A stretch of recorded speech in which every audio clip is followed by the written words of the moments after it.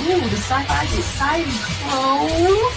We are the Sci Fi Sciciety. DJ Anubis. Here with you on the Meltdown Radio podcast with my special guest, Sci Fi Century, our fearless leader and founder of the Sci Fi Sciciety.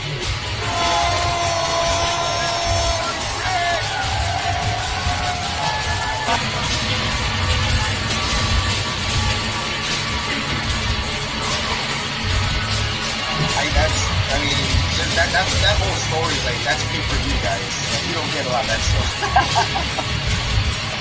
All right,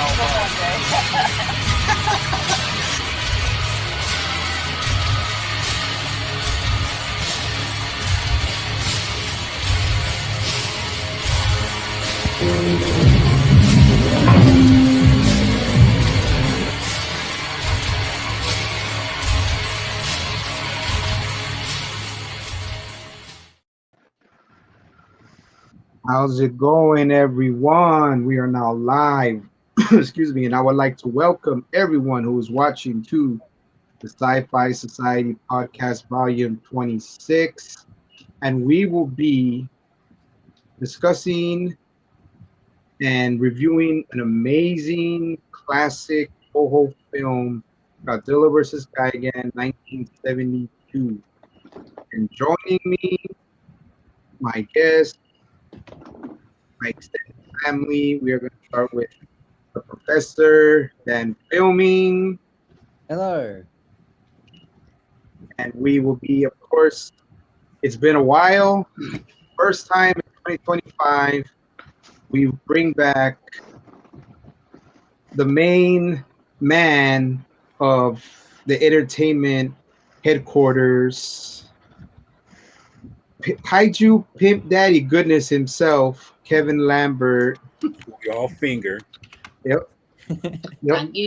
And then we have, of course, Kaiju extraordinaire collector Jake Hall. Hello And there. then we have Jedi Granville himself, aka Sexual Chocolate. And we got another. And we have another, of course, a Kaiju Godzilla enthusiast, and that's Big Bad Wolf, who will be making his debut in a Godzilla-related Sci-Fi Society podcast. Welcome, my brothers, my family, and everyone. We are the Sci-Fi Society. So now I've had this on the back burner for a long time, man, and since it's the first Godzilla related podcast that I'm having this year, 2025. I really wanted to talk about this, and just to mention, Anubis was supposed to be a part of the podcast, but unfortunately, some things came up, so we had a Jedi Granville, we had him on the sidelines, and he gladly, like Big Bad Wolf said, he came in clutch. That's my brother. That's Jedi Granville for himself. Thank you very much for filling in for the spot. And all right, guys. So let's just get straight to this review for Godzilla vs. Gigan 1972. And now I want to ask everybody individually, when they saw this film, what kind of impact they had, and what they really thought about it. Now I'm going to start with the professor himself. I first. I've been aware of Godzilla vs. Gigan since I was first introduced to the Godzilla franchise at a young age, but I wasn't able to actually get a copy of the film for myself until Kraken released the DVD and Blu-ray versions from them, and being able to see it for the first time properly and start to finish. Yeah, there it is. Seeing it properly from start to finish, it's an interesting one in terms of its place in the making of the Godzilla franchise. But yeah, it has a really interesting creature design, especially when it comes to Gigan himself. A very intricate and also very dangerous looking design, and it's very easy to see why this is a fan favorite among the community. But yeah, the movie itself, it's enjoyable. It is flawed, admittedly, in places. It's not perfect, but it's enjoyable because it delivers on exactly what it promises. Giant kaiju smashing each other up. Good times. Absolutely. Absolutely. And yeah, and before I get to Kevin, I just want to, get to the comments too. And thank you, Anubis, for hitting up the chat. Of course, also Kaiju Ricky, thank you for joining. Of course, we have so far it's those two people who are on the chat, and thank you guys again for joining the Sci-Fi Society podcast volume 26. Now, Kevin, my brother, Kaiju Pimp Daddy goodness, tell us when you first saw this film, how it affected you, and everything else that comes with it. Well, as you know, back in the 1990s when I was a little kid, the same basically, I'm one of the luckiest people here, being, not the oldest, but, near the top of the pile of being one of the oldest here. I was very fortunate that when I was a young kid, they did the Creature Feature Month. And when they did the Creature Feature Month in the UK, which was hosted by television presenter Jonathan Ross, they basically showed all the kaiju movies, all the Godzilla movies from 1954 right up to Terror of Mechagodzilla. So I got to see them all every weekend for an entire month. They would show 3 films in a row each weekend. And I had the pleasure of finally seeing or for the very first time, seeing Godzilla versus Gigan, and obviously because my brain was kind of all over the place because I was overrun with all this kaiju goodness every weekend, seeing every kaiju movie, every Godzilla movie. But there was one that stood out. They all stood out for various reasons. But this one in particular stood out and has become one of my favourites. And it's because it's the closest I've seen up to that point Godzilla really take a serious beating and to see blood and to see him bleed for the very first time on the screen. And it was the first time I actually had like feelings of peril and fear for Godzilla's life. And it all come down to one person or one creature. This man right here. This creature right here, Gigan, who for me is one of his better foes. One, he looks badass. Two, some people look at him and say like a robot chicken, whatever you want to say. But at the end of the day, Gigan is a fierce warrior kaiju, and he's not one to be trifled with. Everyone knows Big Bad Wolf is the oldest of the bunch.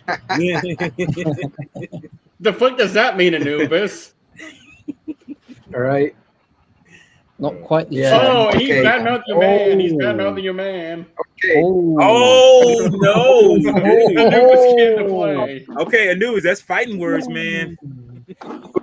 You're lucky you ain't on this podcast, bro. I've been giving you the freaking business right now, but no, but like Kevin said, there's only one real chicken here, and that's the robot chicken. That's Gigan. Everybody knows that, so leave Rodan out of this. Rodan is, he's the man, bro. Y'all gonna keep bashing on it no matter what. Even if I keep defending Rodan, y'all gonna keep doing it. So it's don't make no sense. Out your mouth.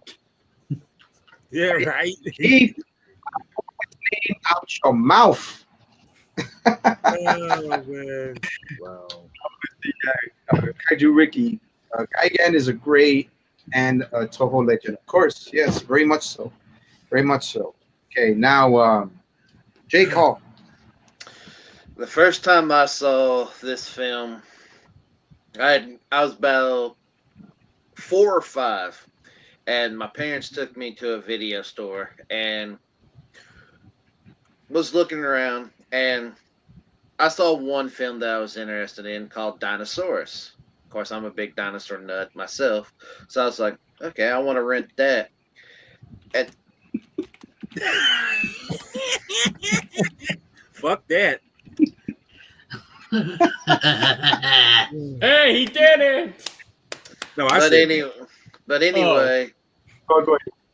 But anyway, after finding that film, I happened to look a little further down, and I saw a film called Godzilla vs. Gigan. I was like, this looks interesting. So, rented that, and very first Godzilla film I ever watched, and that's the first film that got me hooked on the remaining Godzilla films. Of course, not in order, but, But yeah, this film will always hold a special place in my heart because it was the very first Godzilla film I watched, and the first time I was introduced to monsters fighting.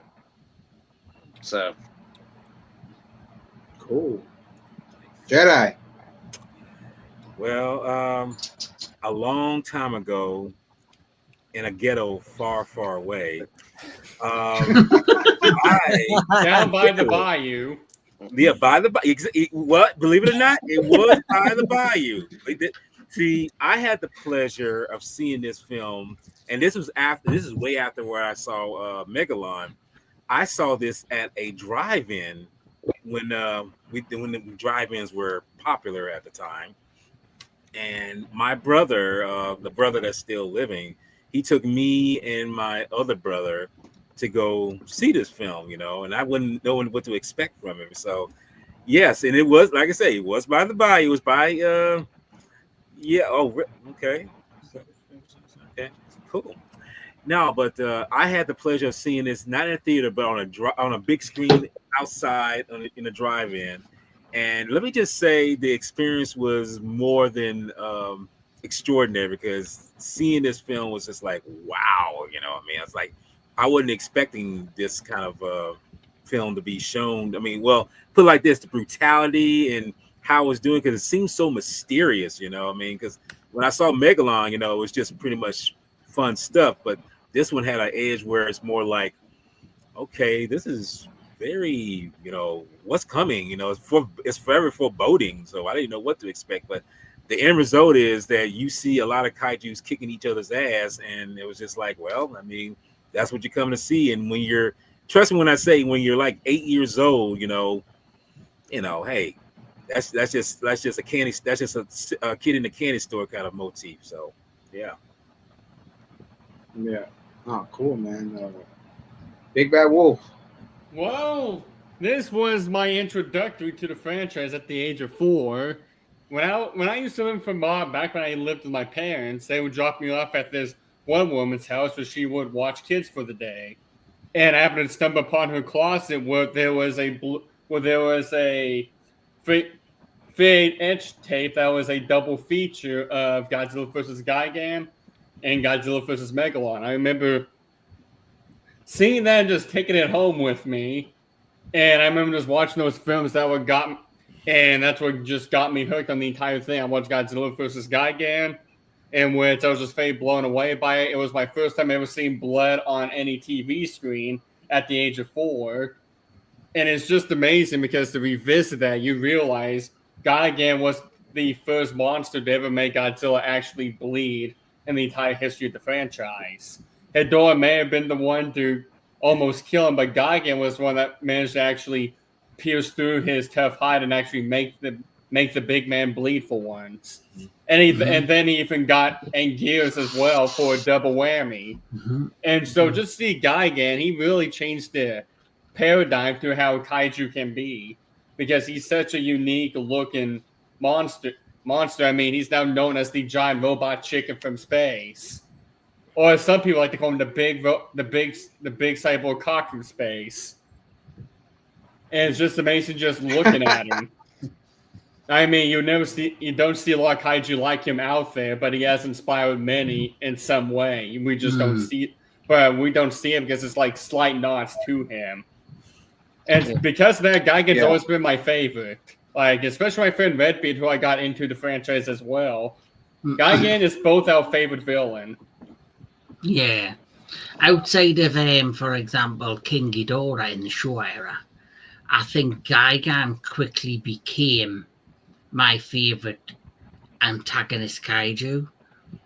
My three favorite in the Showa era are King Ghidorah, Gigan, and Titanosaurus. Yeah. No, yeah, hold on. Let me just get to before I get to when I first saw it, let me just see what Kaiju Ricky has to say. I saw this at a sci-fi retro show in Blackpool, England. Also saw Godzilla vs. Ghidorah the same day. War of the Worlds was the final film show. Interesting. Okay. I'm assuming Kaiju Ricky is from England. Another. Okay. Cool. Yeah. So. So yeah. Okay. So. Yeah. So I take it Kaiju Ricky's from England then. I'm assuming so. I gotta say, yeah. I know he subscribes to my channel as well, so. Cool. I think he's somebody that commented on a post on the UK fan Godzilla or the Kaiju UK fan page on Facebook. Oh, cool. So I think that's how he found us. Found us. Okay. That's cool. No problem, man. Hey, bringing over people from Kaiju Goodness's channel is great, man. But yeah, well, I mean, this was one of the first few. I think it would have to be within the first 5 films that I first saw. It's hard to remember. I was only like, I was 4 when I saw Ghidorah, so I probably saw this because I like you guys in the UK, like that, like Professor and Kevin. I didn't get to see this film. They never showed this film on like TBS or USA Channel or any channels back then that I would watch, because usually it was TBS or TNT back then, and sometimes USA Channel that would show a lot of Godzilla films, like especially the was it mystery was it science fiction mystery theater or something like that? Mystery Science Theater. Yeah, mystery. Yeah. I saw a lot of them on that, mostly Gamera ones on that one, but okay, he's from Manchester. Okay, cool. Yeah, Ricky's from Manchester, so that's cool. So this film, they never showed it on TV. I didn't get it until I got back from school, and me and my dad, I think it went to either Kmart or Walmart. I think it was Kmart, and they had both. They had Godzilla vs. Gigan VHS, and they had Godzilla vs. Mechagodzilla. So my dad said, I had to wait. I had to wait to the end of the week, and my dad said, "Okay, which one do you want first?" He said, "Well, can I have them both?" Like, no, you can only get one.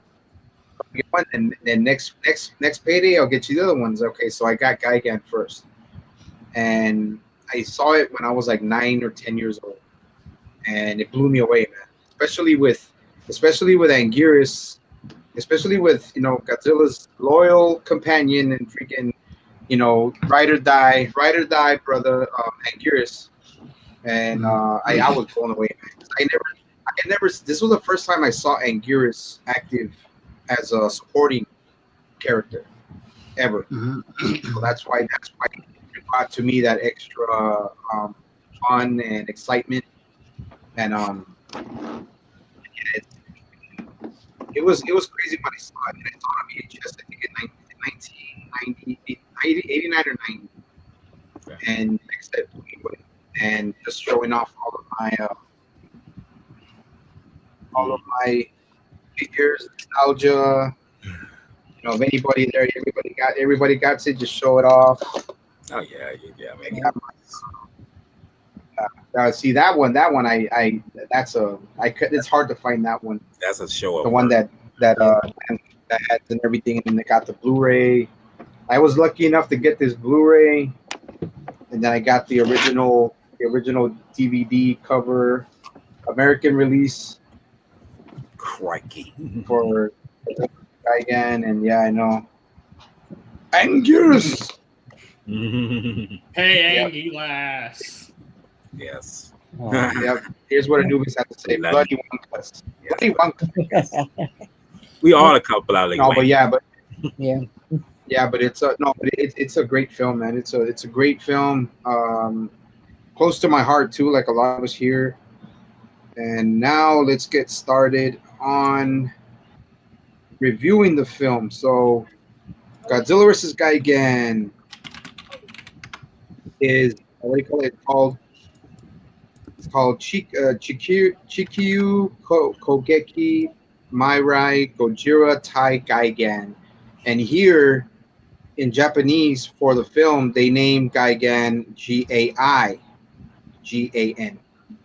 which is I don't know why they could have just done that for the American version. I mean, it makes more sense because it's like Gigan, it's like Gigan, like I was saying Gigan when I first saw it, but it makes a lot of sense. But it's also called Earth Destructive Directive. Yes. So and it's a 1972 Japanese kaiju film directed by Jun Fukuda, written by Shinichi Sikazawa, and produced by Tomoyuki Tanaka. All the main godfathers of the production, the direction, special effects, and then the special effects this time were done by Tsuyoshi Nakano. So yes. I'm surprised Ichi Tsuburaya wasn't a part of it. Okay, well, and it was directed. It was. I was gonna say, but I'll probably wait until we do the Space Amoeba one to mention that. Okay, yeah. And then it was distributed by Toho, produced under their FX-based subsidiary Toho Izu, and it is the 12th film in the Godzilla franchise and features fictional monster characters Godzilla, Gigan, Anguirus, and King Ghidorah. And the film stars Hiroshi Ishikawa, Yuriko Hishimi, Tomoko Umeda, and Minoru Takashima, alongside Haruo Nakajima as Godzilla, Kenpachiro Satsuma as Gigan, Koetsu Omaya as Anguirus, and Kanta Ina as Ghidorah. It is the last film in which Godzilla was portrayed by Nakajima after playing the character since the original 1954 film. He's subsequently retired after from suit acting. So yeah, it's great film, man. I mean, it talks about just giant cockroaches like aliens from the dying planet M Space Hunter Nebula orbit plan to colonize the Earth. So we all know about that part about how it starts with aliens and having that having the main character who talks about cartoon who's an illustrator. He's an illustrator in a comic book illustrator, drawer, inker, and what do you call it? Gengo Kotaka. What do you call it? Gengo Kotaka, and then it's weird. And I thought my pronunciation is fucking shit. Well, I know mine. That's why I wrote down the names so I wouldn't forget. It's all right writing which one? It's all right writing the names down as long as you can fucking say them.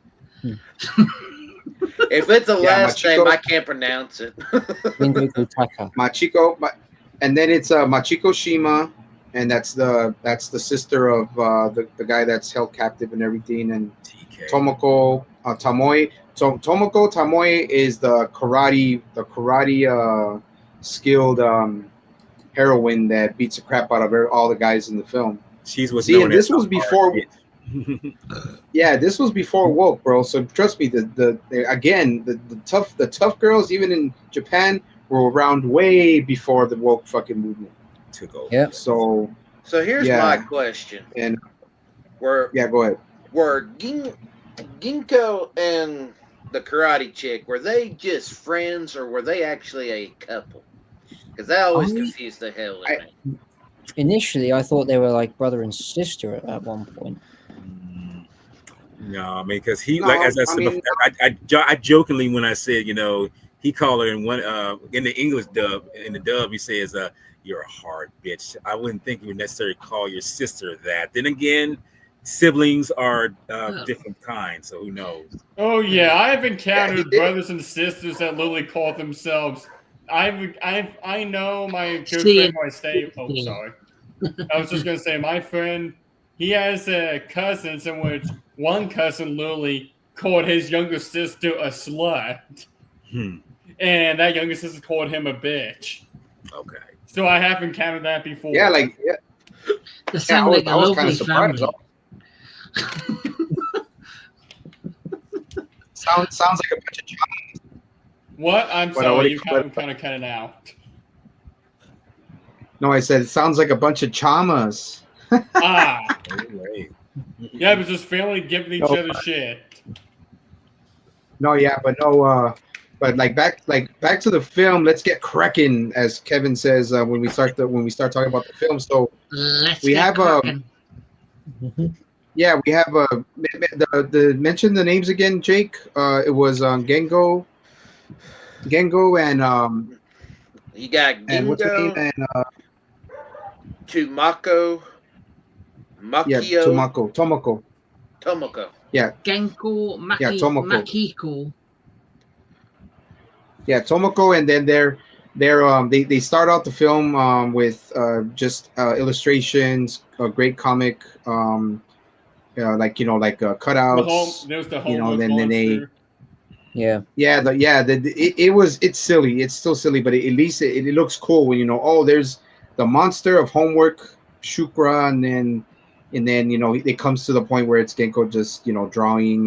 He's the one illustrating, and then he brings up look, this is Mamagon, the what do you call it, I forgot what it was called. Mamagon is a monster. The monster of strict mothers. That's what okay. Yeah, I know it has something to do with mothers. The monster. Yeah, of strict it's like mothers. There's a lot of strict. Yeah, the monsters. Yeah, the monster strict mothers, and then there was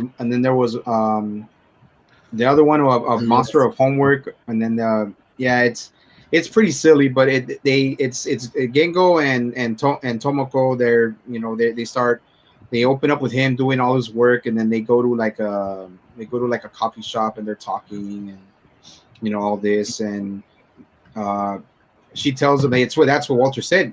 She calls him, "You're a hard bitch." I'm like, oh shit, like, oh wow, I didn't think that. I mean, I kind of thought it was witch, but I don't know. I couldn't, yeah. So, and then they're just going back at each other and says, she's a black belt in karate and talking about that. But that's just the opening, and then I'll let since Kaiju Goodness hasn't been on here in a while, I'll let him take it away just from where I talked about the start. Genko and Tomoko, the girl that knows how to karate and all that stuff. Just take it away from there, Kevin.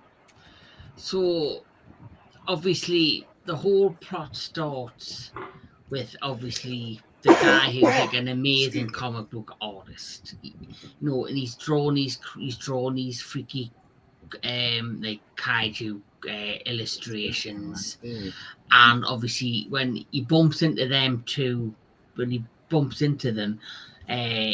he goes to the children. It's called the World's Children's Land. So he goes to the World's Children's Land, and he goes there. And as he leaves after having like a weird kind of experience there, he bumps into them too. And the girl drops like a tape. She drops the tape, and once she drops the tape, the next thing you know, the secretary of the World's Children's Center comes running after them. Have you seen this girl? Have you seen this girl? And he's like, no, not at all. But he sends him in the opposite direction. And then he manages to pick up the disc. And this is when, the funny part happens where you think, he's got her and was it her brother? Is it her brother? Gang. So our brother's it was a friend of hers. His friend, she's begging for this disc back, and he's kind of questioning why all the secrecy. And then the next thing he feels something in his back, and he thinks he's got a gun against his back, and he gets very nervous and he collapses. Wow! And it turns out it's a bit of it's a stick of sweet corn. And then when they're together, when he wakes up, she then explains the situation, how her brother was working for the World Children's Land, and basically he's went missing. She's lost all contact with him. And so this is what starts the event where they need to investigate this whole kind of scenario. Why is this children's corporation that's building a theme park with a Godzilla tower? What's the big secret to do with them? Why is it like coming across like it's more than them just building a theme park, that there's a more sinister kind of plot behind it all? Yeah. Oh yeah. And it's like, I'll add to that, like it has they didn't go really like the how do you call it, like spy style of like investigating and stuff like that. It's a 70s film, and they have what was her name, Machiko's character, who is looking for a brother, has that other friend of his that has the long hair and looks like a hippie and all that stuff, and the guy with the glasses and everything. And then like you said, they went back to I guess an apartment or whatever, and then they're they're trying to tell him, hey, we weren't trying to kill you just in this. We just wanted to get some information on her brother and all this stuff. And it's funny the way he fainted. He's like, oh shit, he just fainted. They showed him the freaking corn. Like, it's just a freaking corn cob. And that was that was the funny part. And but it has like it kind of has a serious tone. And it has its banter. It has its comic relief a little bit, but to me it's more of a serious tone film. And until, like you said, I think the friend of his, the big guy with that looks like a hippie, I think he was there for just comic relief. Yeah. But even in that part, they start they start getting serious about finding the brother. So now I'll pass it to Daniel Miller, the professor. All right. So after they realize that the girl's brother is being held prisoner, they go. Well, of course, not all is as it seems when the children's world people say that this is all in the name of peace, and that immediately has questions going on like, peace? What's going on with peace? I mean, I get it. You want to make a safe environment for children, but then he raises the manga artist raised an interesting point. If it's got a Godzilla tower, why not bring in an actual kaiju? To which they say, oh no, because kaiju aren't peaceful, they'll just destroy the whole thing. But yeah, moving on, they actually managed to play the tape that was stolen from the Children's World Laboratory, and it's actually an action signal. Godzilla and Anguirus on Monster Island, courtesy of stock footage from Destroy All Monsters, they hear this signal, and this, I've noticed, I think this was originally on the dub, but it's on both the Japanese and English tracks on the pack-in release, is that they have this weird voiceover, and they've also tampered with the kaiju roars. Yeah. I'm not quite sure what's going on there. Yeah, it kind of sounded like they were playing the roars with like a record player or something that was just scratching out every time. Right. Because you're just looking at things, you're like, what the heck is wrong with Godzilla? Does he have a cold or something? Apparently so. He must have something wrong with him. But yeah, they swim out. To Tokyo, but then they are diverted by the self-defense forces who mount a response. They basically have a defense sign of tanks and maser tanks and conventional weapons, and basically drive them away. Then later on, the manga artist and cockroaches. Yes. Yeah, Could have been spiders. I think there's a spider on your bookshelf. Oh, for God's sake, Wolf! Don't even start. No. Oh my Major God! work.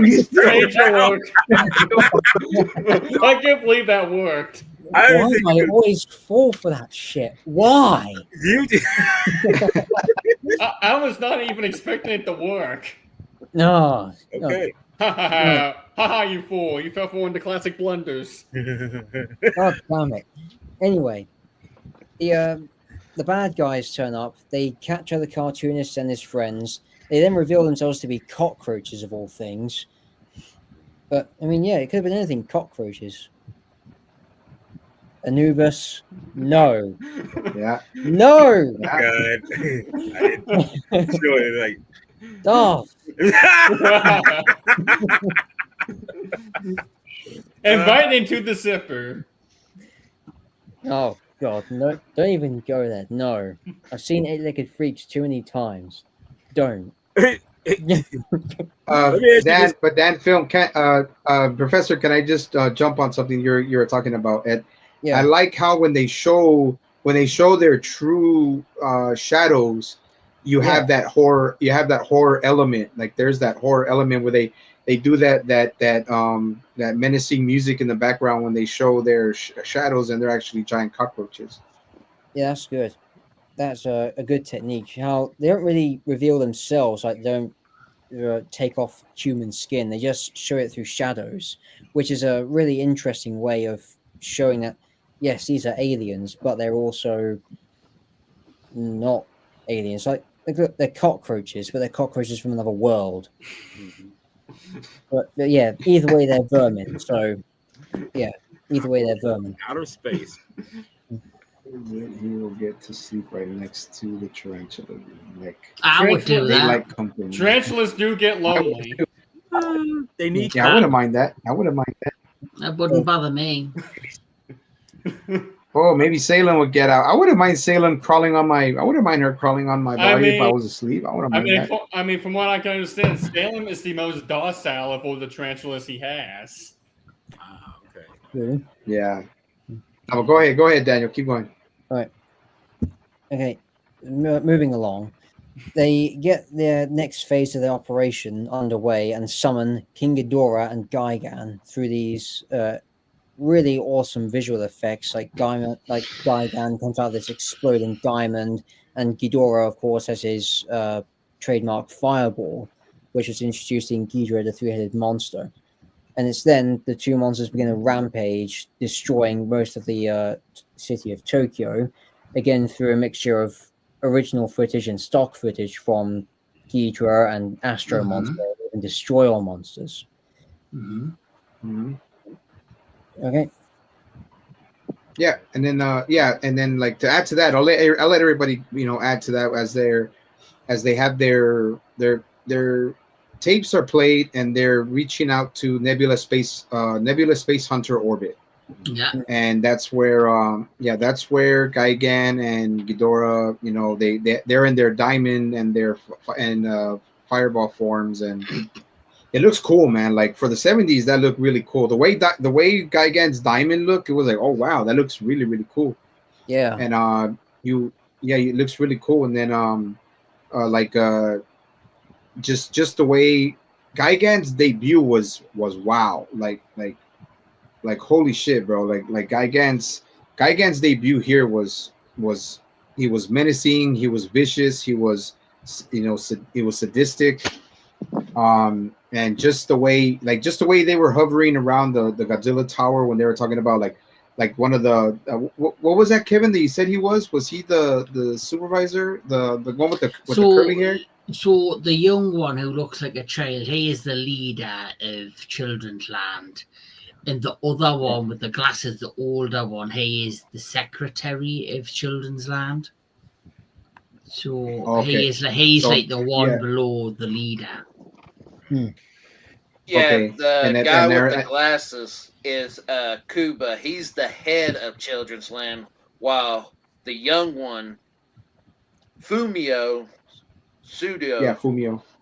He's the chairman of Children's Land. Yeah, and he's a lot younger, and he's much younger than he's supposed to be than anybody of a chairman. Yeah, he's like they were asking, like, man, this guy looks really too young to be a chairman. But yeah, because they go visit. It's because of the bodies that they took over, or the identities. Because remember, there's a bit where they're trying to investigate who these people are, and they can't believe that this young man is running this massive corporation. So when they deep dive a bit further into their background, they go to the village where these two came from, and it turns out that one was like the older one with the glasses, he was the professor, and the other one I think was a young student, and they both died in some accident. And so these obviously alien cockroaches have like took their identity.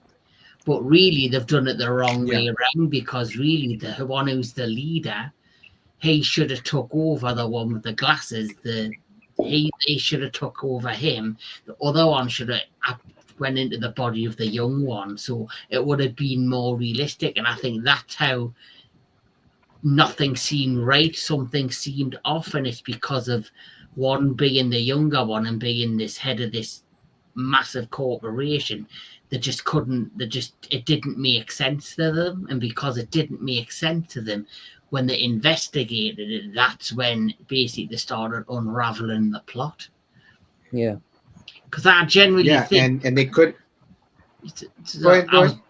I was just going to say, I generally think they made a mistake. I think when the cockroach aliens arrived on Earth and they were looking for just random, like, people who they wouldn't suspect, and these two people died, I generally think the one who's the leader ended up in the wrong body or took the wrong identity and assumed in the younger one, because he's younger, he's like the stronger one, and the leader, and the older one is like the elder. And I think they made a mistake. This makes me wonder if No, go ahead, I John. was just gonna say, this makes me wonder if Men in Black actually took that inspiration they made the first film with that cockroach monster that could kill someone and literally take over their body. That's a good point. Yeah, like I was thinking, like, you know, I guess they were kind of desperate that I guess they just you know, took the skins of these people because they couldn't find the bodies. Remember that?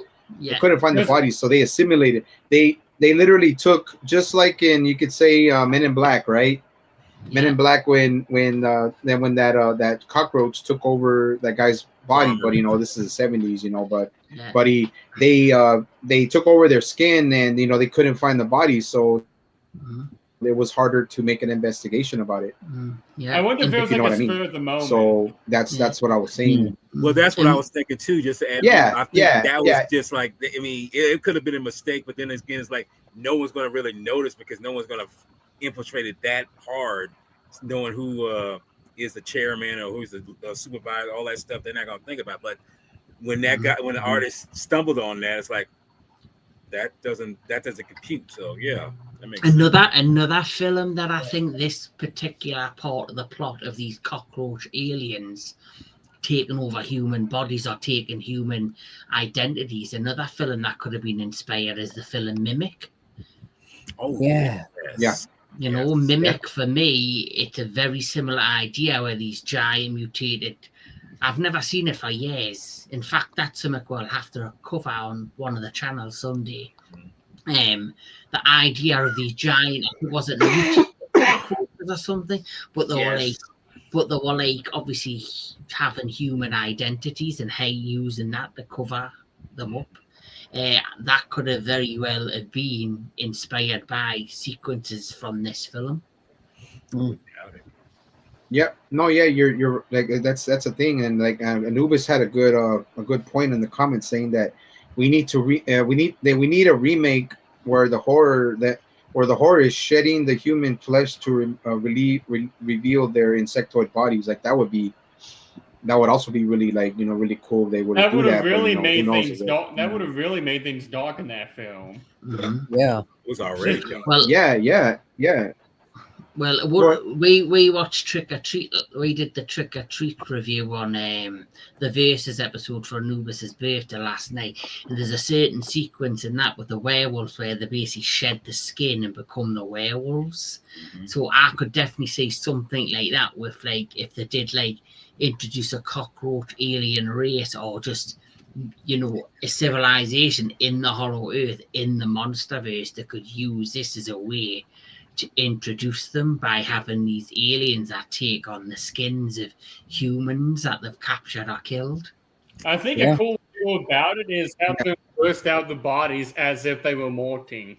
It's like when a transfer bug mort, they go straight out the back, and then they go out like this. What if those cockroaches do the same thing with those human bodies they take over? They just go right through the back, and you just see you just see the human flesh as well to start to.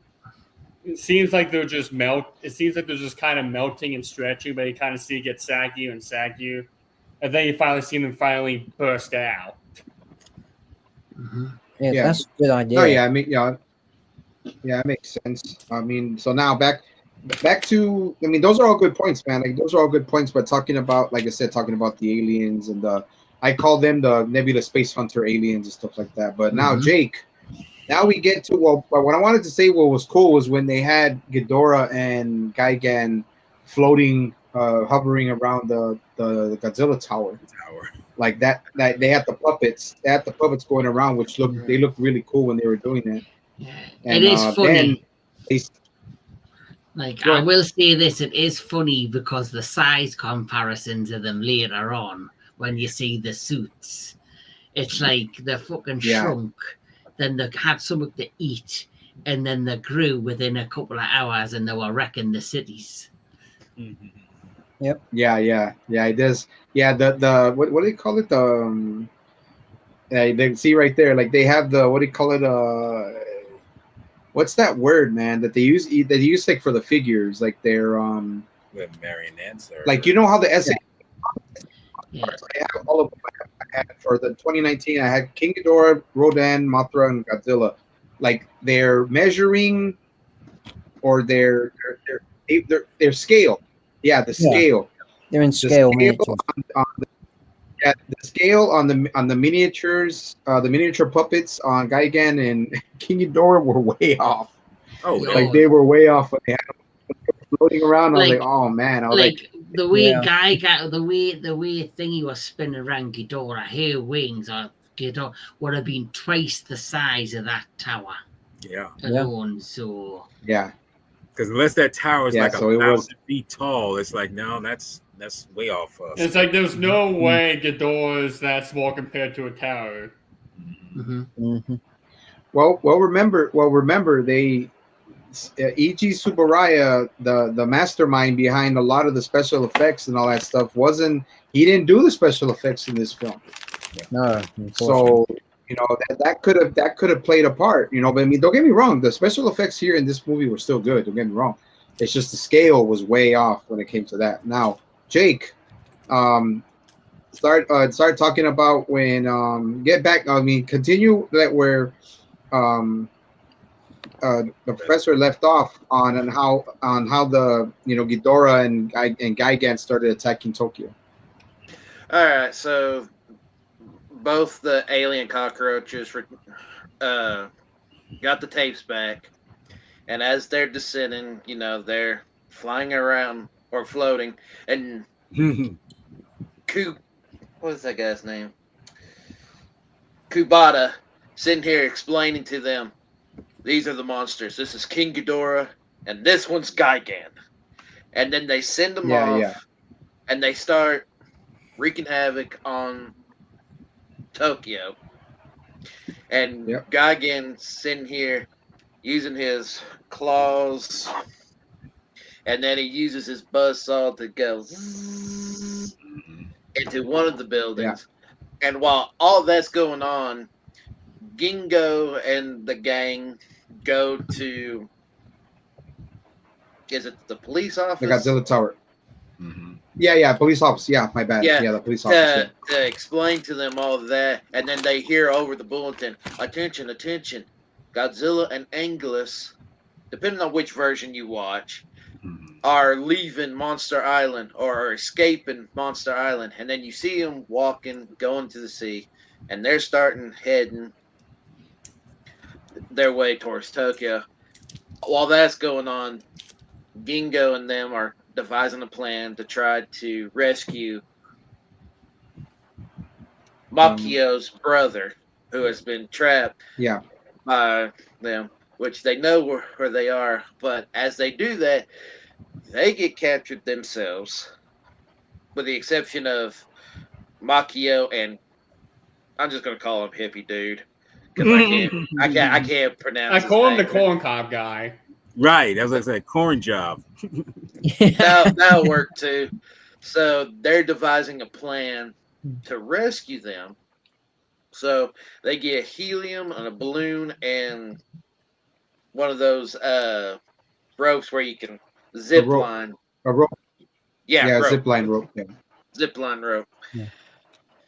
And as all of that's going on, excuse me, Hippie Dude is like, can they see me? Can they see me? With a flashlight. Gingo's like smoking, let them know they know. So they they use the helium to raise the balloon up, hook everything up. They start descending one at a time. Well, Hippie Boy forgot to turn off the helium, so it kept going, and then pop the balloon, and they're like, "Oh, what was that?" One of the henchmen goes, sees them escaping, fires at the zipline rope. They all make it, but as soon as the brother gets right to the ground, he falls. And then after that, you go back to Gigan and Ghidorah near the power plant in Tokyo, just firing the gravity beams, claw, everything. And then after you see Ghidorah like making his roar, back into the ocean. Godzilla rises, and both Godzilla and Anguirus arrive. And I'll stop there. One thing you forgot to mention too, and that's something that I forgot to mention. I was talking about what the film meant to me, was the fact they literally have them talking in this film. Because right before I think this is kind of human, because Godzilla kind of looks at him like, "Hey, Anguirus," he's like, "What do you want?" He's like, there's something funny going on. You better check. And he's over there just like, "Go." And Anguirus like, "Oh yeah," and then they just take off. Like Anguirus like, "Oh my bad, I know what you're saying now." And I also love the fact that besides using this suit as the main one, they used the suit for Son of Godzilla for coming out of the water and in the swimming. Which I did not even notice that. I thought that Godzilla looked slightly different. I thought Godzilla looked slightly different during that scene. Because I remember looking, I'm like, okay, something's off about Godzilla. He's looking slightly different. Yeah, that, and because the suit has aged so much, you can actually see that the eyes are actually much wider apart on the on that suit than they were in the original film. That, and also if you look at this suit, which is used in Destroy All Monsters, which is used in this film as well, if you look under the arms, you actually see bits of the suit. Oh yeah, you do. Yeah, you do see a little bit of that. The funny thing is, you kind of see that in Godzilla vs. Space Godzilla, because there's an instant where you see that the tip of the tail is starting to tear off. Yeah, it just literally breaks off the moment it goes back into the water. Yeah, Walter says he'll be back because he had to. A little internet interruption. Yeah.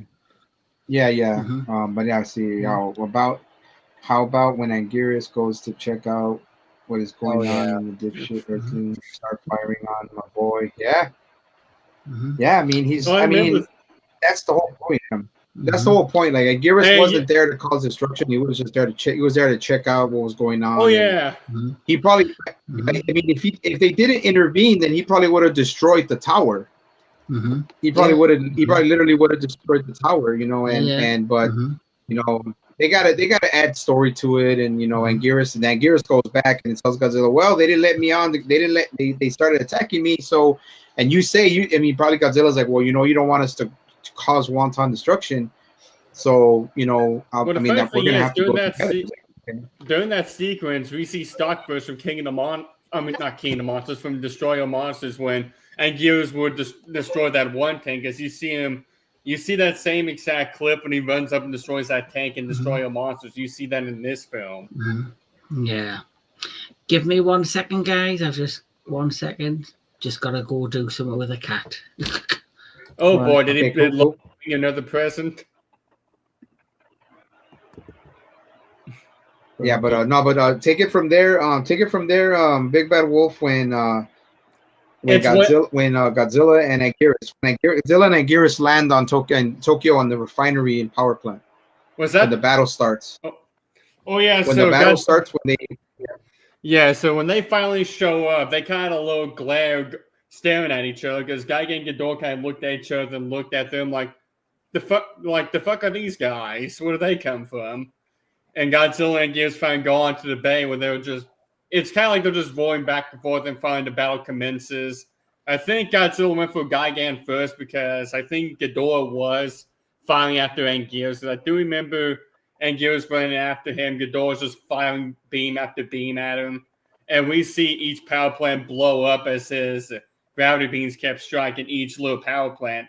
Either in front of Godzilla or in front of Anguirus, you see them caught up in the fire. They're fighting each other. They're just fighting each other for a bit until eventually they're able to lead them away from the power plant towards where Godzilla Tower is. That's where we finally get that iconic scene when Godzilla's over there just trying to fight at Gigan. Gigan flies in, and we finally see that first shed of blood within the entire franchise. And I mean, I'm telling you, they must have used a huge bottle of ketchup, whatever fluid it is that was in that part, because blood just gushed out like very far. Yeah. And which led to another funny part where Godzilla blasts Gigan, and he just falls straight to the ground, like as if he was trap shooting. Yeah. And then Godzilla falls down. I think around that time, was that when they started firing firing Godzilla tower at Godzilla, because I do remember a slight bit when Godzilla fell down, and they kept trying to fire at Godzilla, and he fell. Well, there was still at that point. I'll just add to that. There was still part where before they went to close to the children's land, when they landed on the bay where the power plant was, Godzilla did go at Gigan, and King Ghidorah shot at Godzilla, Gigan, and then Godzilla went down, and then Godzilla was down, and then Gigan was there, got back up because Godzilla did shoot him down. Gigan got back up, and Gigan was gonna go straight after Godzilla, and that's when Anguirus steps right in and blocks Gigan from going towards Godzilla when Godzilla was dazed from the gravity beams. Yeah, and Gigan still lands a little light. Oh yeah, that's right. Yeah, he lands a little light. Because there was that stock footage from Ghidorah's three-headed monster when he's firing at Godzilla, and you see that it gets him in the face, and then finally gets him in the crotch. Because we do see a darker version of that scene. Yeah. Yeah, it was a new shot. You know, I mean, like it was reshoots. Yeah, it was reshoots, but they made it darker. Gigan was just about to go. Godzilla was dazed, and Gigan was going after him, and Anguirus just like stepped right in and blocked Gigan from going in, and Gigan was trying to hit Anguirus on his carapace, but it wasn't doing anything. And Gigan said, "Well, you know what? I can't hit this guy. I can't hurt him, so I'm gonna go this way." And then that's when Ghidorah started shooting more gravity beams towards Anguirus, and then Anguirus was just kind of blocking Godzilla or letting him get up, and that's when Anguirus, I guess, went next to him and told Godzilla, "Hey, use me to get back up, and use my carapace to get back up," and that's what Godzilla does. But I just want to add that. But yeah, John, what John was saying, they moved to the children's land, and John already mentioned that Gigan had sliced. I think he sliced his trap. I think he sliced his trap. Yeah. But take it from there. Yeah, from there, continue going, Big Bad Wolf. But just go to the point where, it was what was it? I think it was before he got cut. It was Anguirus and Gigan that were playing volleyball. Playing volleyball with Guy. It was Godzilla and Anguirus playing volleyball with Gigan, and they used the rock to hit him right in the head. Oh yeah, I remember. Oh yeah, I remember that. I remember them kicking it back and forth. I feel like that was a callback to Godzilla versus Ebba, because there was a moment they're playing volleyball with each other until Godzilla gets tired of him. But I remember I think Godzilla picked up a rock and threw it at Gigan. Gigan just slaps it back at Godzilla. Anguirus slaps it back.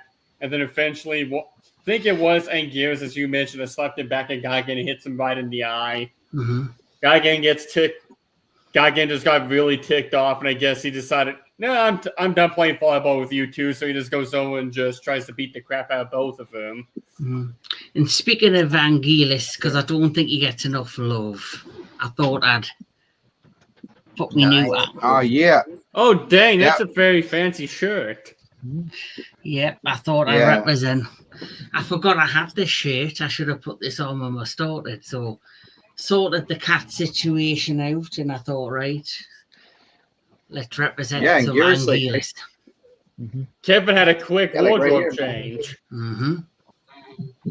Yeah, but okay. So now, John, since Jedi came back and he was having internet issues, I'll let him take over for you. You were at the part where they were already in the children's land, and Gigan and Ghidorah started throwing down 2-on-2 with Gigan and Godzilla and Anguirus. Anguirus just got hurt. Yeah. Well, Anguirus was already good, but I'll go to the part where I'll leave it at where with the Jedi Granville that they're already throwing down right there, and then they already did the volleyball thing, and then I think Godzilla. Well, just go off from there. Just go off from there. They already did the volleyball scene, so just to take it from there, Jedi. playing. And Okay, we can't hear you. We can't hear you, Jedi. You can't hear me right now? Oh. Okay, now we can hear you.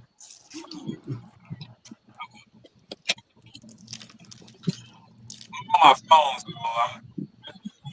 I don't know. You're on your phone? I'm on my Oh yeah, because we can barely hear you.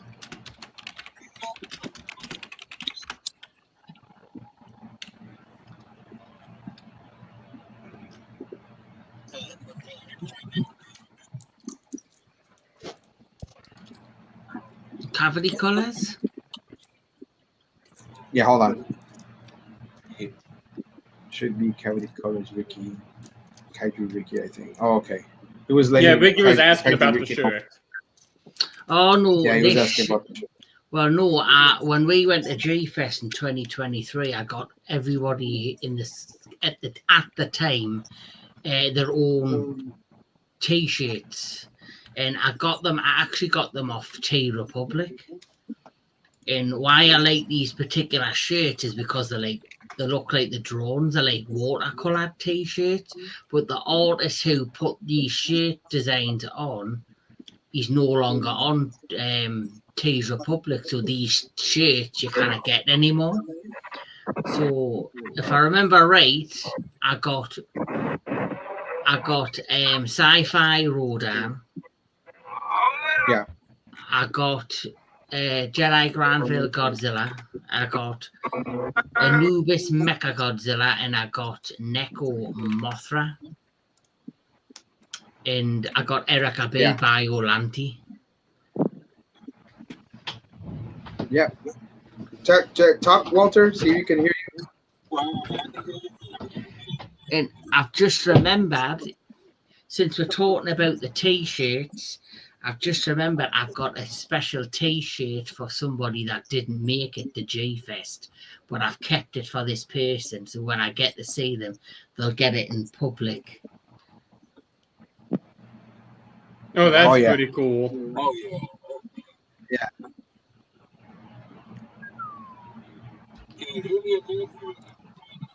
We can hear you, but you sound very muffled. I say I'm experiencing. See, I'm using my data, so I don't know why it's so low like this. Now we can hear you. Now we can hear you. So you can take it from there. Do your best. The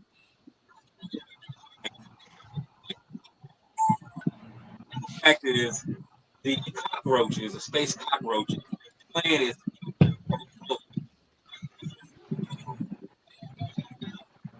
while they're fighting and everything and whatnot. Oh, there we go. When Gigan slices,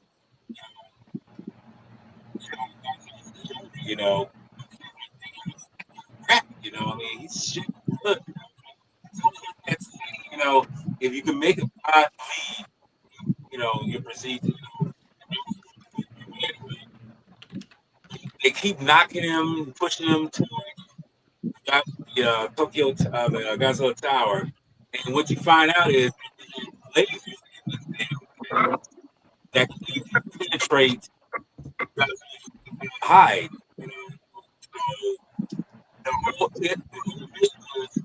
Not just them taking over, take out 1 minute that can take them out. And like I say, they're shooting him, vicariously. And this is the moment where he's trying to say,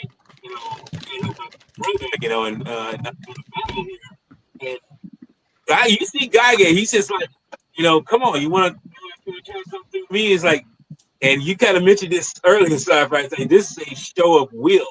It's like, okay, if I gotta make, run into it, like he starts doing these buzzsaw things, and just runs into it. And like I say, that's why I say this movie has a lot more bloodshed than I've ever seen previous Godzilla films. It was just always like, oh, you get hit, it's done. But I think since this was the 70s too, it's like you're going to see a little bit more gratuity in, the graphic. So all this is going on.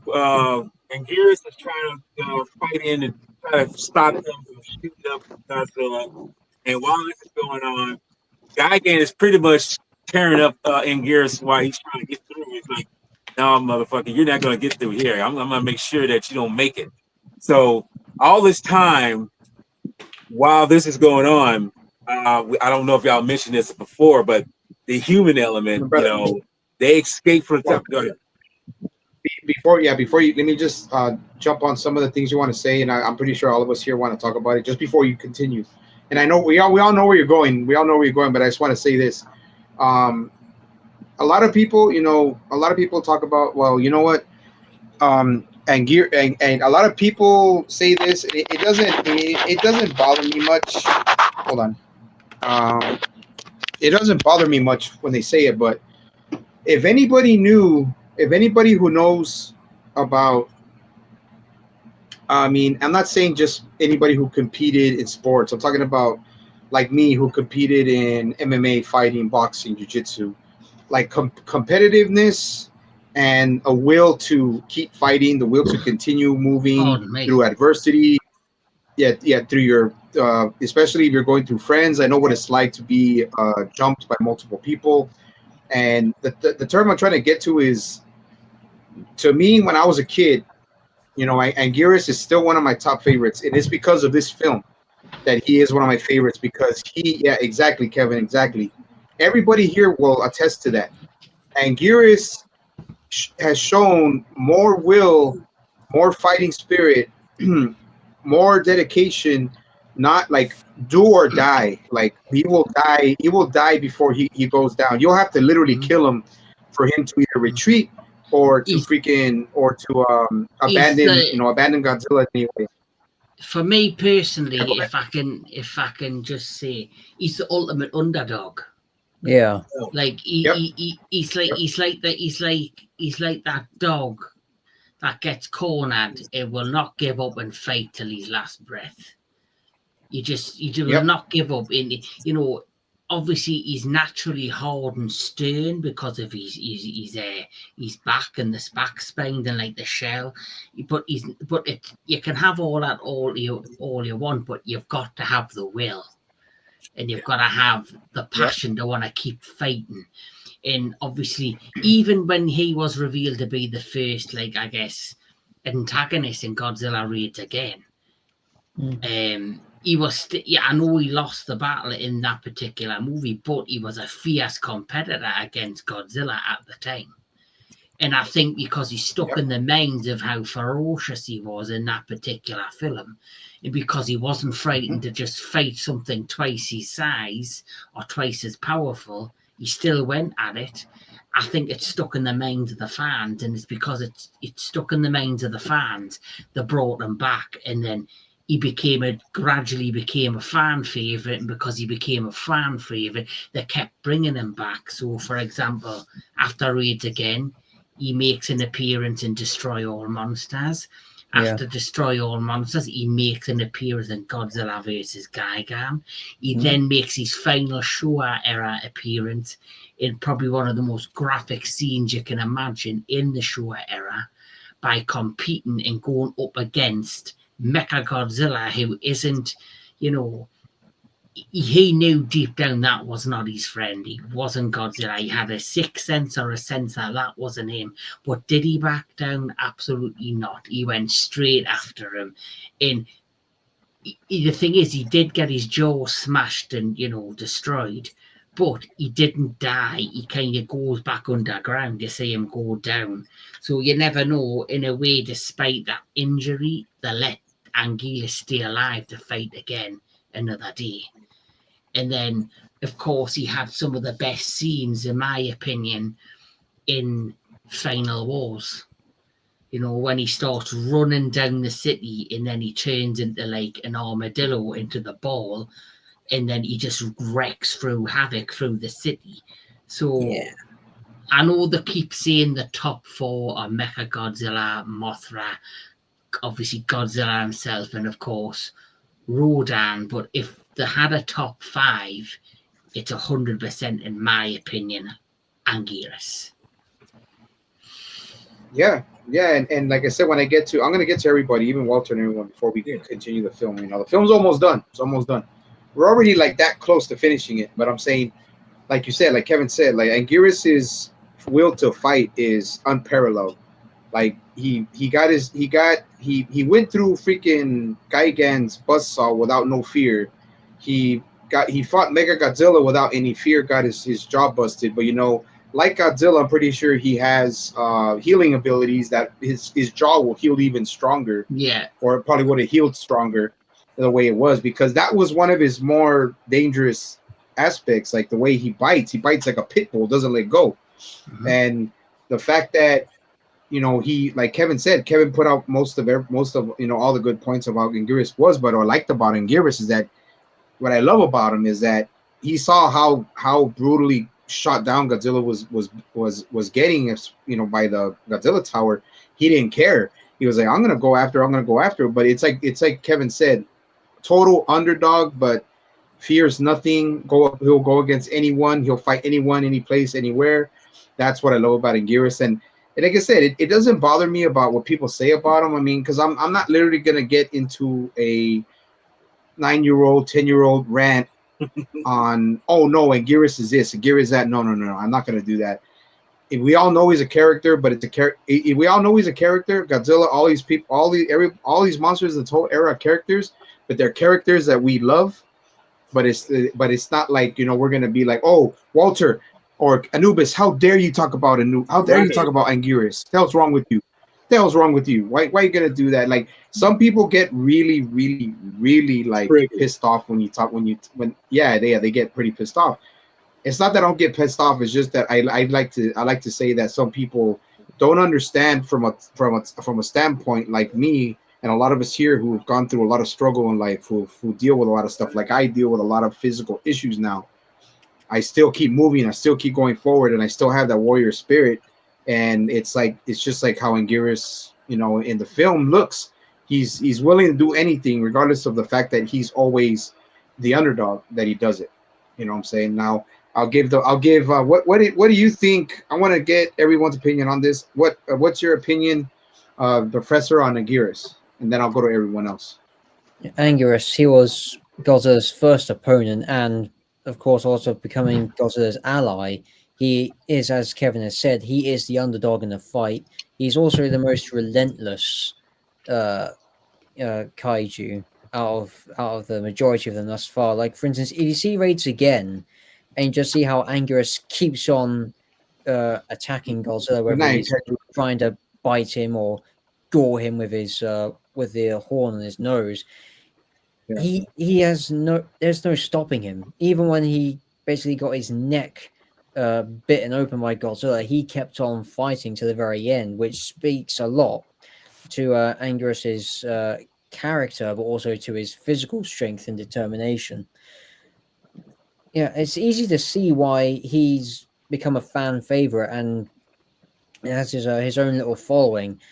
And yeah, it's absolutely worthy of being that faithful companion to Godzilla. Some people always say, "Well, wait, what about Mothra? Mothra is like Godzilla's counterpart because she's the antithesis of Godzilla's allegorical meaning of destruction." To which I'd say, you can argue that, but you can also argue that Anguirus can definitely hold his own much better than Mothra can in a fight, and that's not being favorites or anything. That's just stating facts from what we've seen. Yeah. Oh, yeah, I agree. I mean, that's like just to add to that before I get to Jake, it's true because Mothra in the Showa era didn't have, aside from her size and her great strength, her hurricane force winds, she was very fragile. She was a very fragile type of kaiju. And Anguirus is like total opposite. Like his what do you call it? His durability level is like, it's probably 9. It's probably a 9. So he's got very high durability, and that's the thing with and where I can see your point understanding that. Yeah. He's effectively a living tank with teeth and spikes. Yep, pretty much. Oh, okay, Jake. Well, like the professor said, I mean, I agree with everything he said. He truly is an underdog. He will not back down. He'll hit you from every angle. He'll use his carapace as a weapon. Hell, he held on to Ghidorah's neck while flying in the air and destroy all monsters. Didn't let go until Ghidorah like, get off me, get off me, falls down. And even with Ghidorah landing on top of him and just kind of using its weight, it had no effect on him.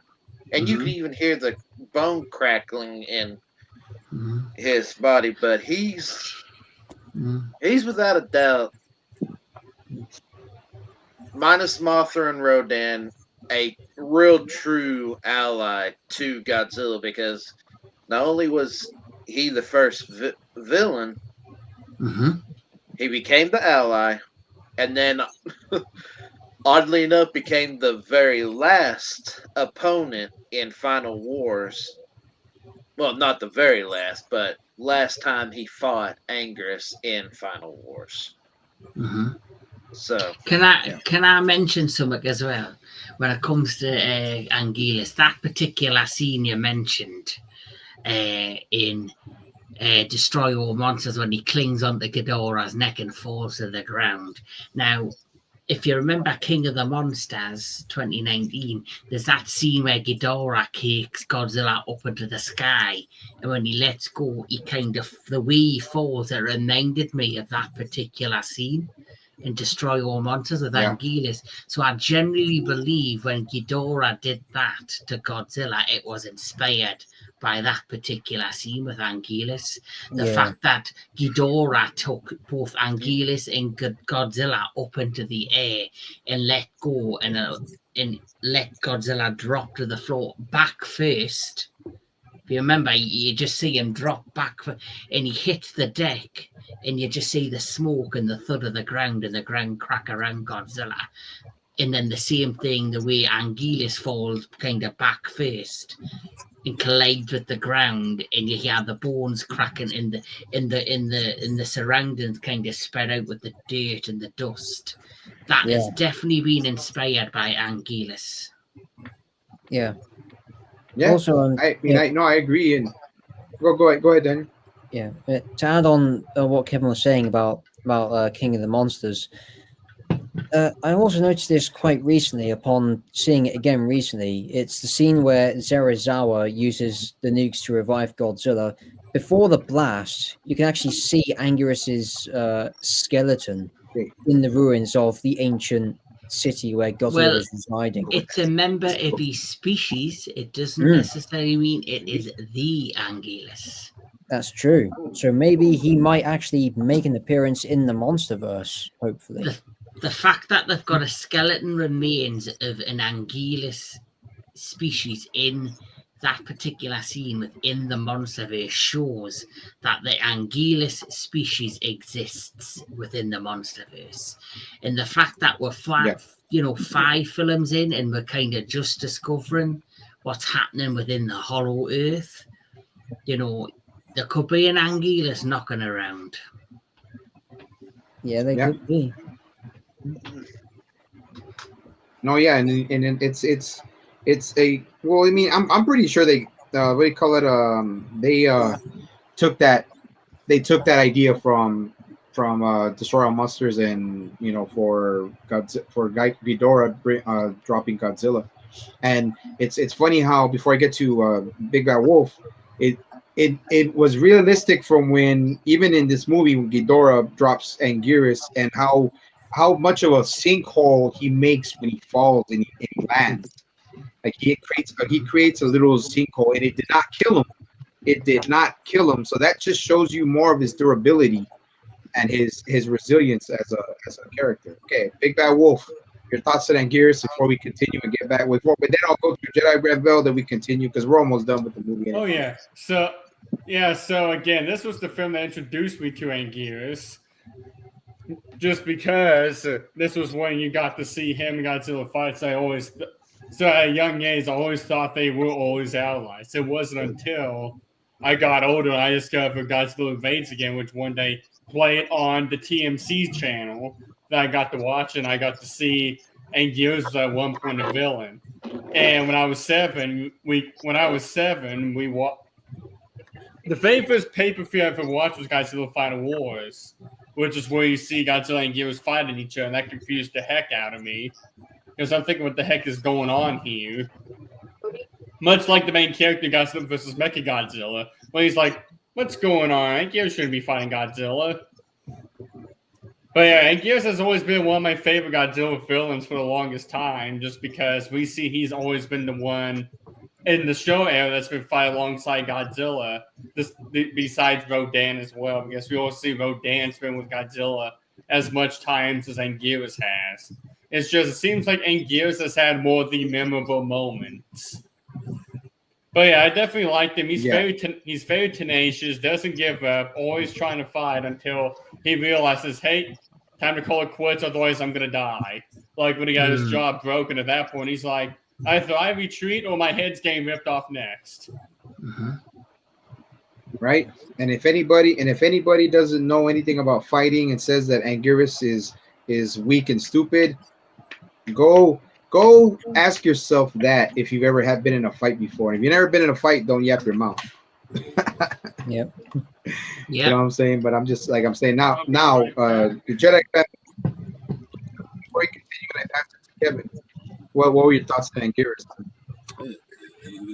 Was pretty much something. I mean, Anguirus has always been the underdog of Toho series, you know, and we got to remember he turned 70 this year, so he's been a tough bird since his birth, you know, and so you see him go through all challengers. I mean, he has like say, hey, someone might be a little tougher, but you know, he's just as tough, fit enough to fight. You know, he's going to be tenacious in what he does. You know, I mean, that to me shows true character of a particular individual. You know, let the opponent know. It's like say, yeah, you might beat my ass, but I'm gonna still come running after you. I'm gonna still come after you. You know, it's almost like the Rocky motif. It's like say, yeah, he may not win, but he's still going to put up the fight, as the saying goes. You know, he's really going to give his all, even if even if it kills him.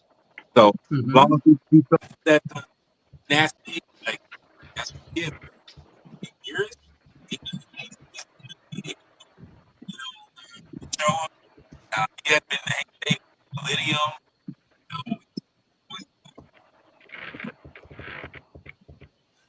Yeah, but now, man, like I said, you know, now that everybody got there, we got everybody's opinion on Anguirus, just continue off Jedi Granville when they're in the building, and that way you can pass it to kaiju goodness.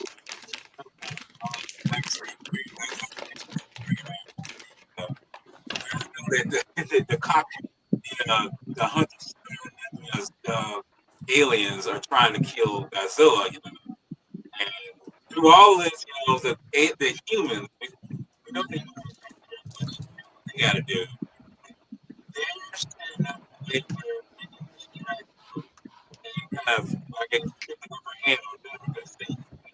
They have this all planned out. The cockroaches with, okay, we built this land just to bring peace to our civilization, and pretty much have to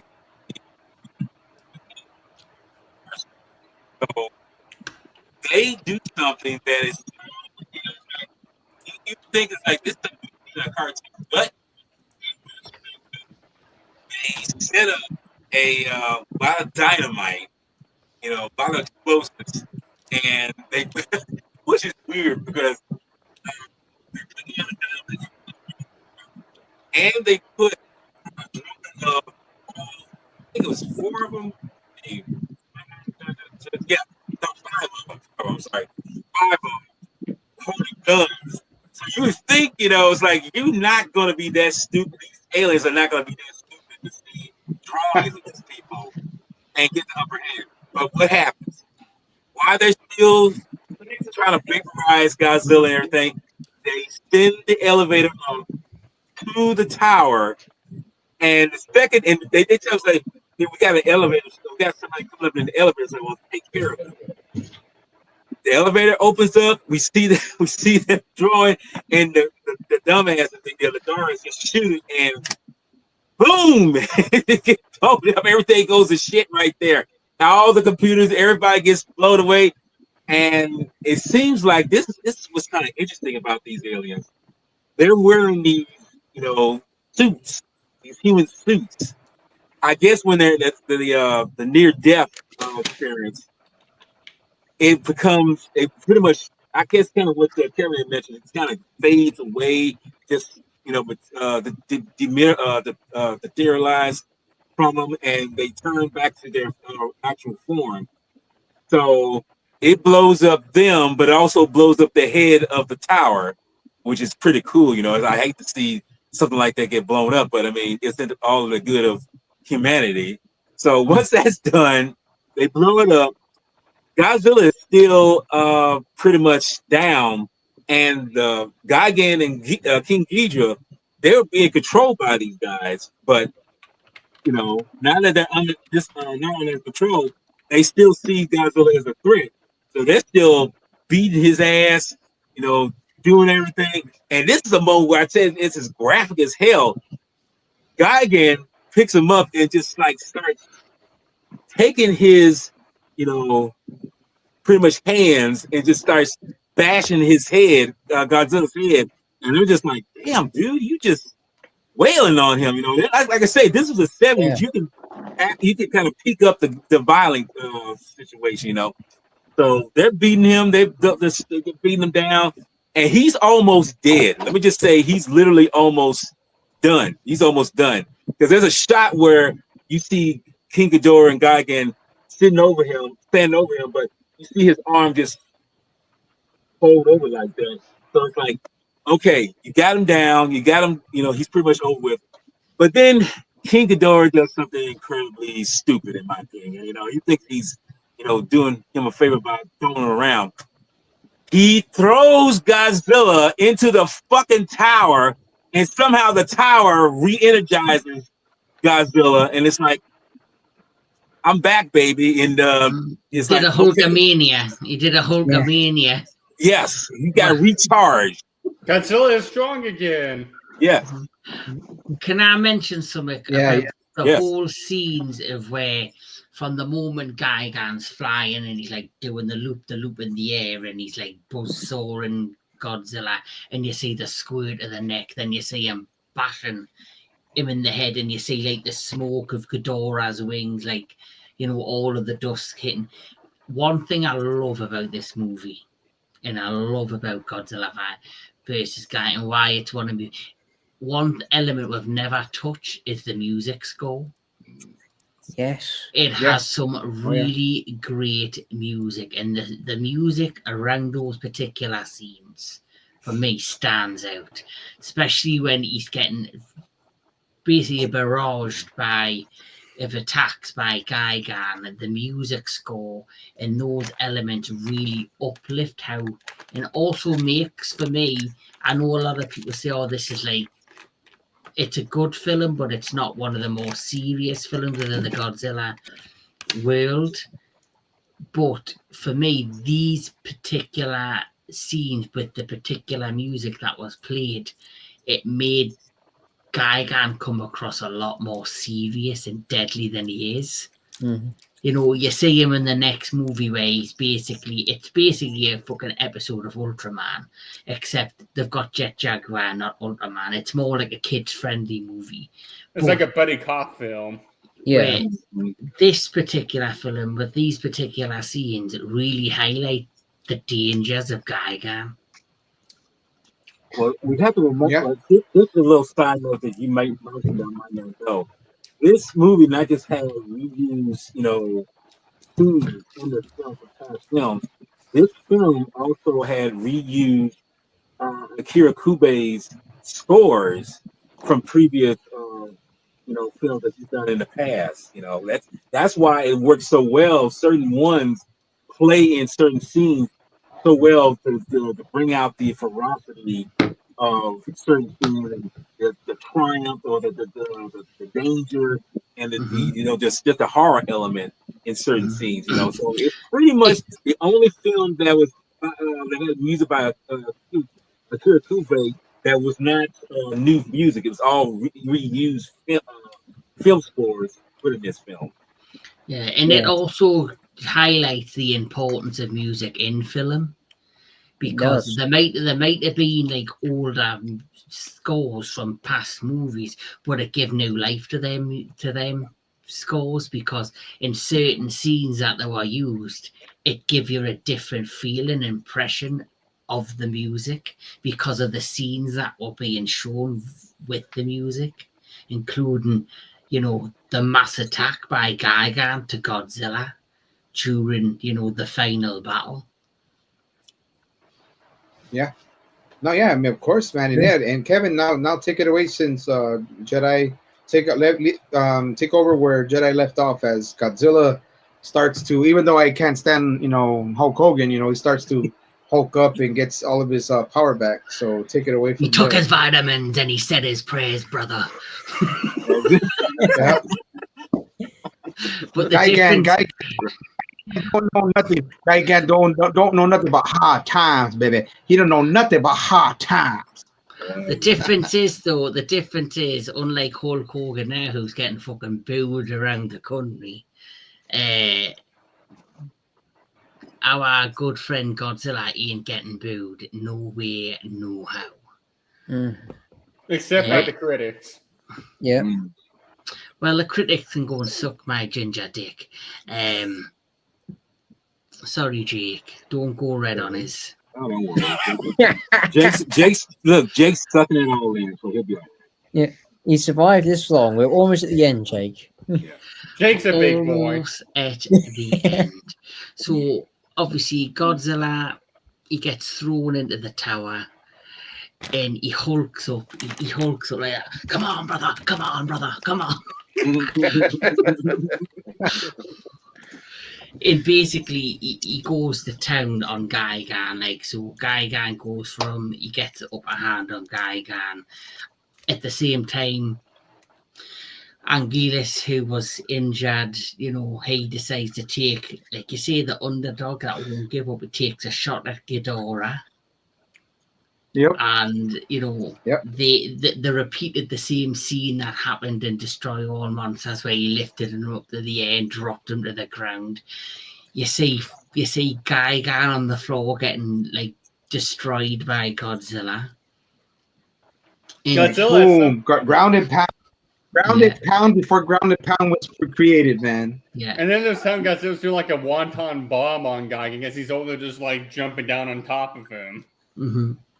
But before that happened, when Godzilla hit, I'll go back a bit, because before Godzilla hulked up and the tower was destroyed, because Ghidorah, is a thick fucker, to hide Godzilla into the tower, the aliens were lying on the floor, the two little cockroaches going like that. Why? Yeah. Why? Spazzing out on the floor like a bunch of retards. And then the next thing you know, because that's happened, King Ghidorah's kind of stunned.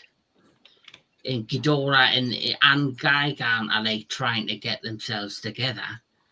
And that's when Godzilla hulked up and went after Gigan, because Gigan thought, right, even though I'm not under the control of the aliens, I'm still going to go for Godzilla.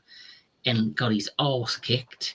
King Ghidorah got his arse kicked, and they do that amazing scene where after Gigan's had his arse kicked, Godzilla goes up to King Ghidorah, grabs him, and literally lifts him with the full power of his body up and drops him to the ground. He took him to Suplex City. Yeah. And let's not forget, when Anguirus did that back jumping thing onto Ghidorah, Godzilla held him in place. Yeah. So after being, Suplex City about twice, Ghidorah then finally realizes, fuck this shit, I cannot be arsed, and flies off into space, and then Gigan flies off into space. and you see them. You see the little models, the little what they call maquettes. Yeah. With the little smoke sticking out the back of them, flying into the distance. And then there's Godzilla and Anguirus victorious. The aliens are being destroyed. Children's land's been destroyed. The world has been saved. Godzilla and Anguirus head into the ocean and they swim off into the sunset. End credits. Don't forget that the track that plays is probably one of the most memorable tracks for me. Is every time Godzilla and Anguirus go back to Monster Island, you hear what's called the Godzilla March in the background. Mm-hmm. And that song still sticks to me to this day. Yeah, and then like the professor was saying, man, like this movie was also Anguirus' time to shine as when Godzilla was when Godzilla had King Ghidorah pinned, like Godzilla's like, come on, keep going, and Anguirus He uses is that character. the main fucking man, the VIP in this movie. Yeah, he uses the carapace and does the back jump to Ghidorah 3 times, man. And Godzilla's like, keep going. And he's all, come on. And I'm like, I was just, dude, when I saw that, I was like laughing, but I was like happy at the same time. It definitely felt like a WWE match. Yeah, like Anguirus literally threw himself, man, and he freaking used all his might and just threw himself. And I don't even want to know.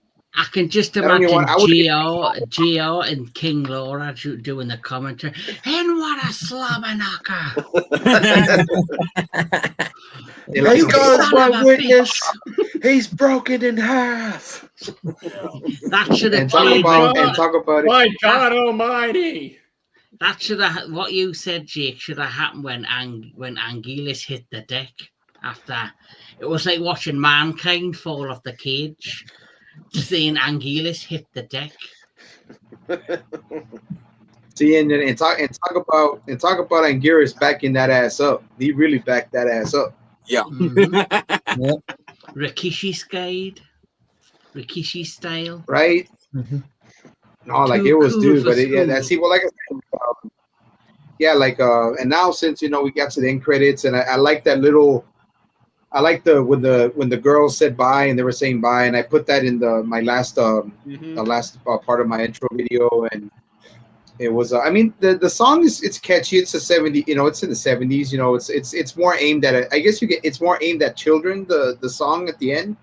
Well, I think during that time in the show era they were at, it was pretty much aimed at kids at that point. Yeah, it had that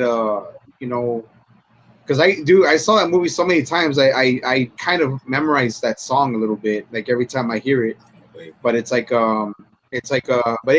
the ending was great. The characters are great. The battles were great, and they did reshoots, but the reshoots worked really well in the nighttime. King Ghidorah and Gigan were great as always. This King Ghidorah, I don't know if I want to ask before we get to last thoughts and everything. We could talk about a little bit about what everybody, little nitpicks of what people liked or not. But I thought this Ghidorah suit was one of the smallest of the show era. Mm-hmm. Yeah, because it looked little, like you could tell they scaled it down a little bit because it was really big. Like in the past ones, it was really huge. But I just thought to myself, it was a little toned down. I thought was it not the same suit that was used? Was it not the same suit that was used in Destroy All Monsters? I think it was. No. Oh no! Oh. No, I believe Jake. Yeah, I think you can kind of tell.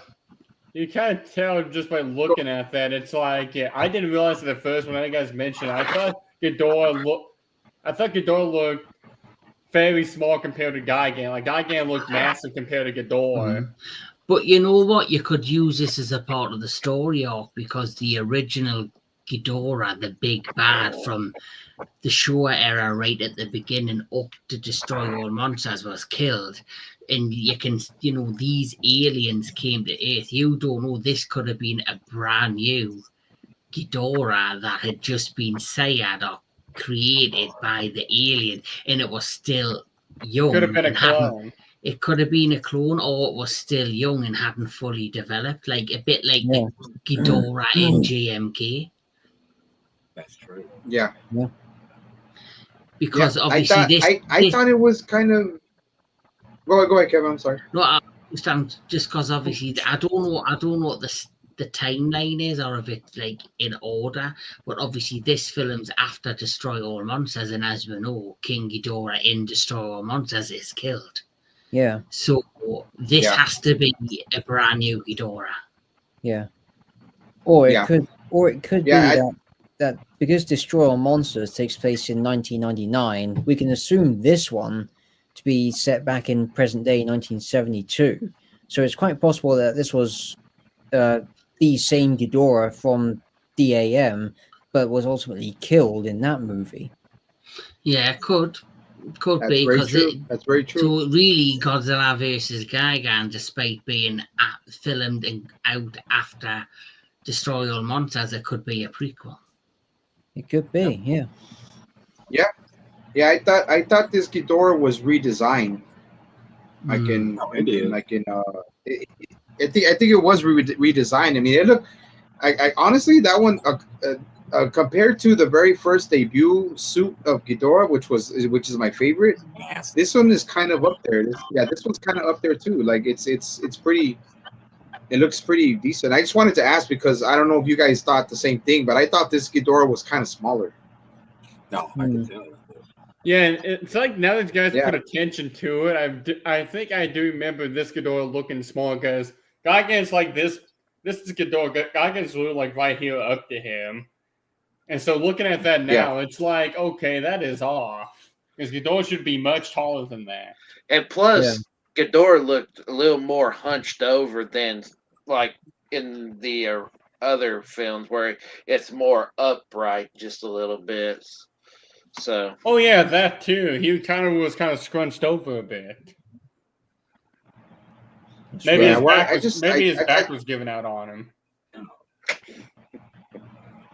Yeah, I just wanted to throw that out there, man. Of any other nitpicks and Professor, you have any other things you'd like to mention of anything about the film before we get to final thoughts? I think let's see, because looking at this in context of the times, the 1970s, this is when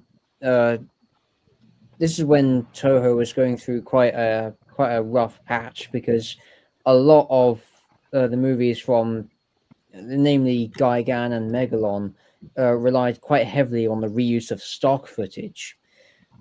Megalon more so because that movie was made in under 3 weeks, but the stock footage in Gigan, I'm more forgiving of the instance of Gigan using stock footage over Megalon because they used it sparingly. Like they padded out the scenes that actually needed to be elaborated on, but because the budgets were getting smaller, they had to be resourceful with the material that they already filmed. In terms of the story itself, it's an interesting one. Instead of doing it from like the perspective of a news journalist or some other character type, they actually have a manga artist, a comic book illustrator, which was a unique touch in my opinion. The storyline itself, you basically run into the mill body snatching alien invasions using kaiju as the tools to take over the world. It's been done quite a few times, some more so better than others, some not so much. But this one, I appreciate it because the body snatchers angle I feel was a very beneficial aspect to it, which I think helps elevate it a bit more above the other versions of the same story. The Godzilla suits, I understand that they reused the Son of Godzilla suit and the Destroy All Monsters. Yeah. They did Anguirus dirty, man. They did him dirty. Yeah, the Godzilla suit. You can tell that this suit was very much ready for retirement just by how much it was literally crumbling apart at the seams, and how much abuse it's gone through. So it's not just withering away and just deterioration and all that. But yeah, it was great to have 3 of Toho's recognizable and probably most favored kaiju, with the inclusion of Gigan,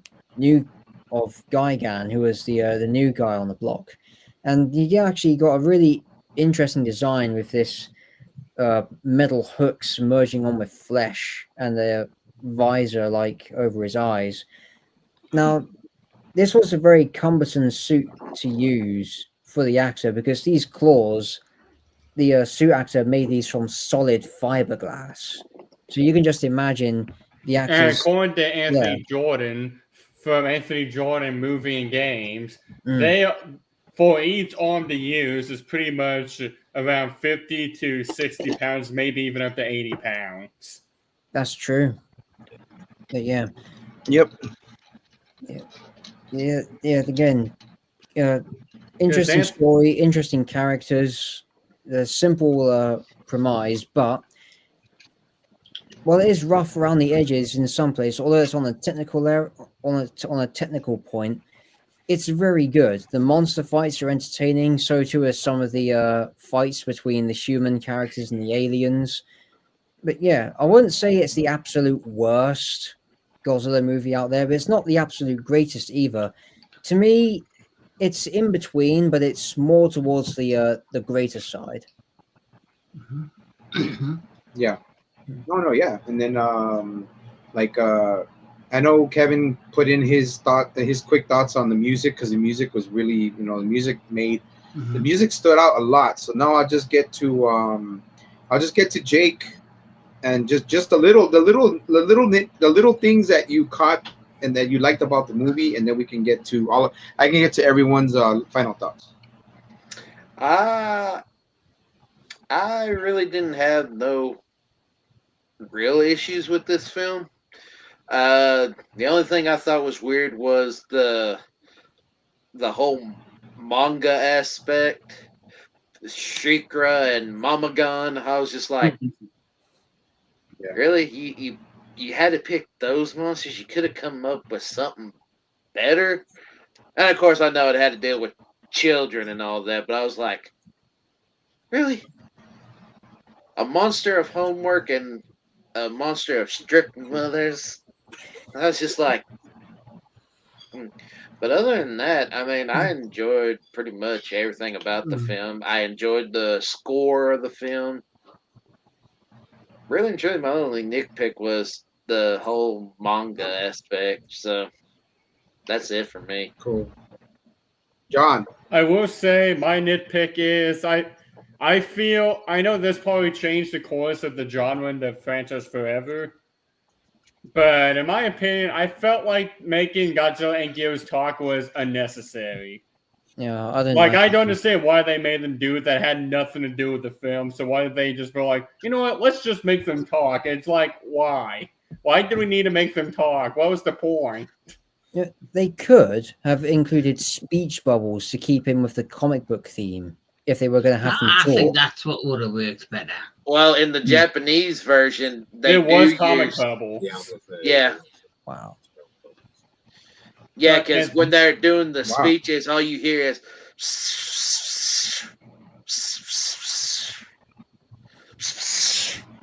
that's all you hear, and you see the bubbles like okay. Yeah, exactly. Unlike the American. But even with that, I still feel like even with the comic bubbles in the Japanese version, I just feel like it was unnecessary. And also, I think we could have saw a guy. Excuse me. And also, in my opinion as well, I like Ghidorah's in this one. I felt like if Gigan was by himself, we could have really demonstrated him being a very fierce fighter, being able to take on two monsters at once. I felt like we could have seen more of his capabilities by him taking on Godzilla and Anguirus at once.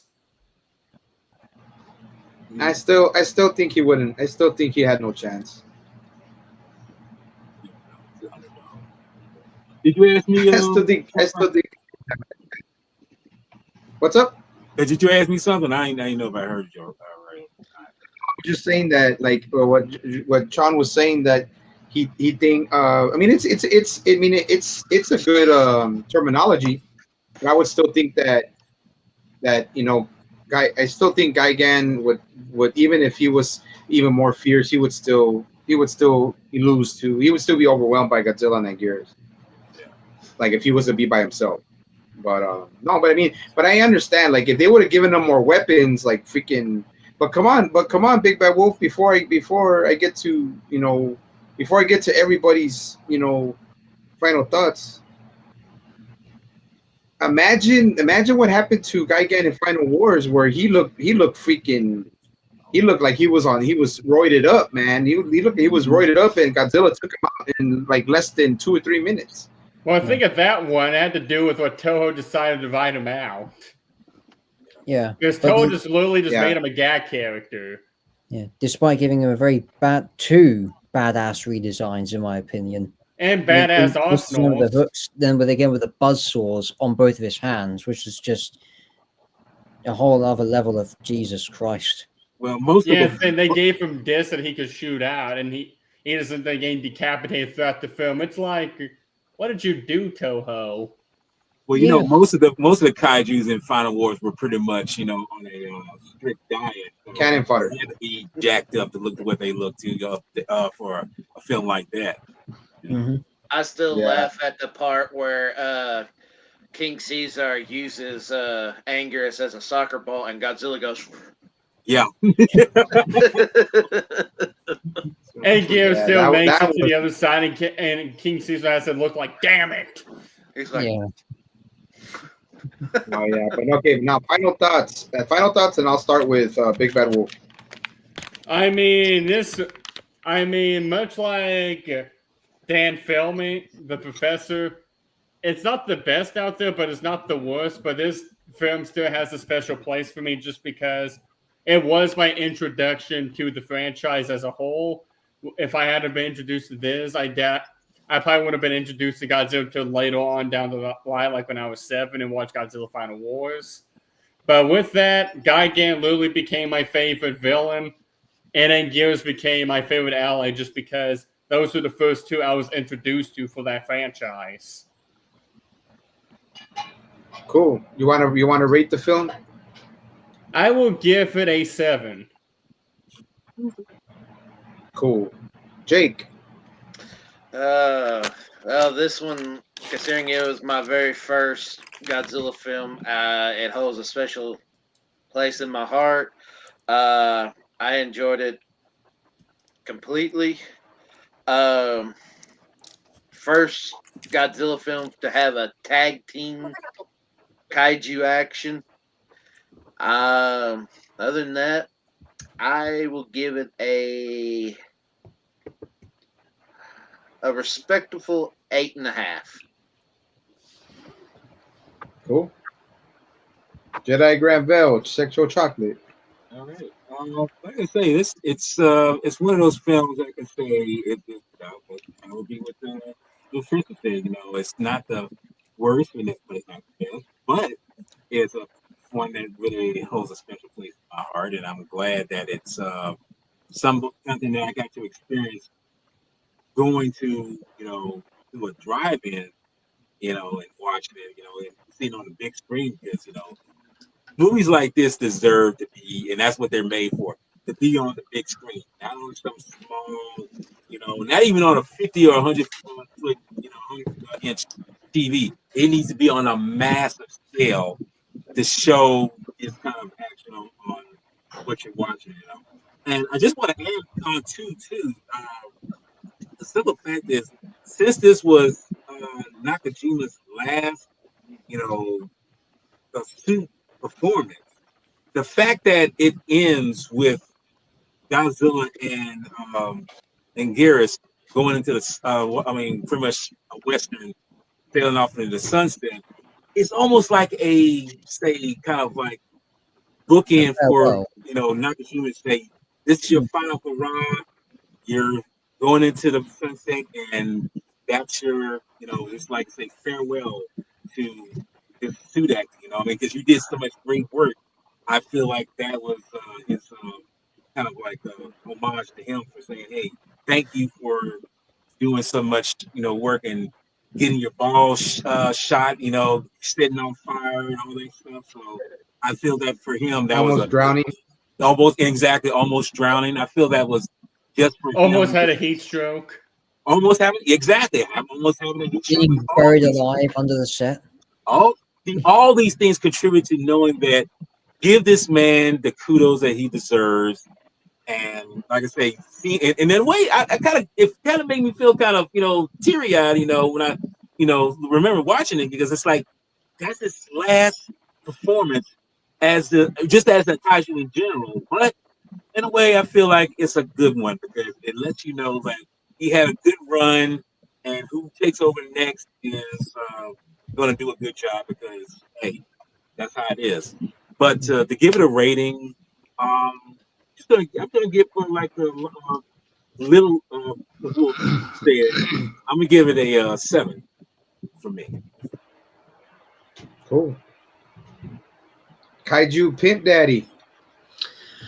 Well, for me, I'll break it down like this. The story of the movie isn't a great story. It's kind of, it's a lazy story, if I'm honest. But the film gets made up and, improves just via the kaiju action. It's one of them films that you don't watch it for the story or the human characters. There's some kaiju films you can, there's some that you can't. And this is one of those films you're not tuning in for the human story. You're tuning in for the kaiju action. And this film succeeds in a number of ways. Number one, I said before that it reused old music from past movies, but it gave it like new life to that music. The introduction to Gigan, who was one of the most unique, kaijus to date, because up to this point, after being introduced to King Ghidorah, every antagonist was like a natural antagonist that you had seen grow on the planet.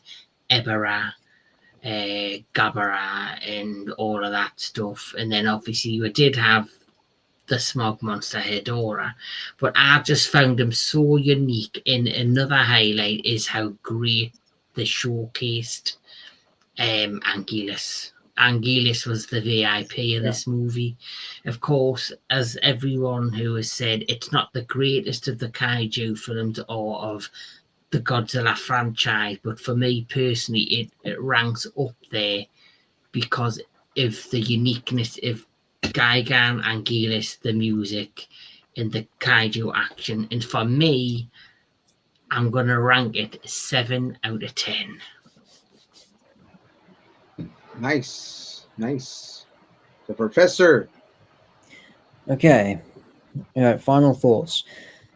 The story, admittedly, it's not the strongest, but again, it's not the absolute worst either.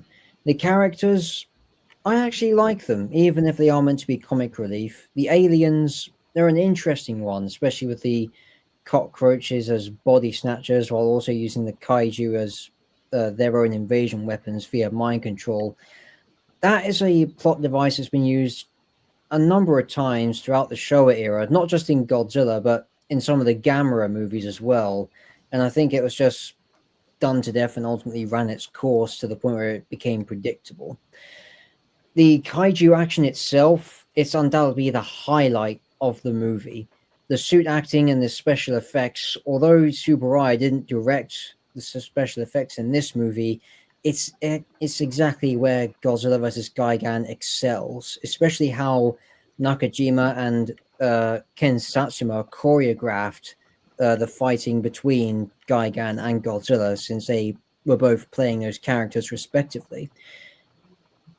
The ending, as Walter said, it feels like a farewell to Nakajima as he was basically hanging up the Godzilla suit after this movie. But also looking back at it, I feel like it's more of a passing of the torch in the sense that after Nakajima finished playing Godzilla for the last time, it would actually go to Ken Satsuma, who in this movie played Gigan. So that was an interesting passing of the torch.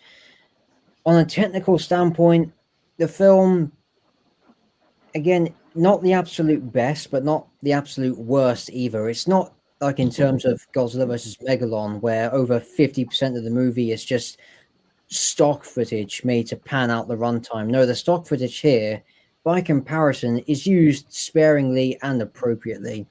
And to add on what Kevin said, Akira Ifukube did excellent work with the soundtrack, even if some of his cues were reused from earlier movies like Battle in Outer Space, Frankenstein Conquers the World, and I think one or two instances from Varan.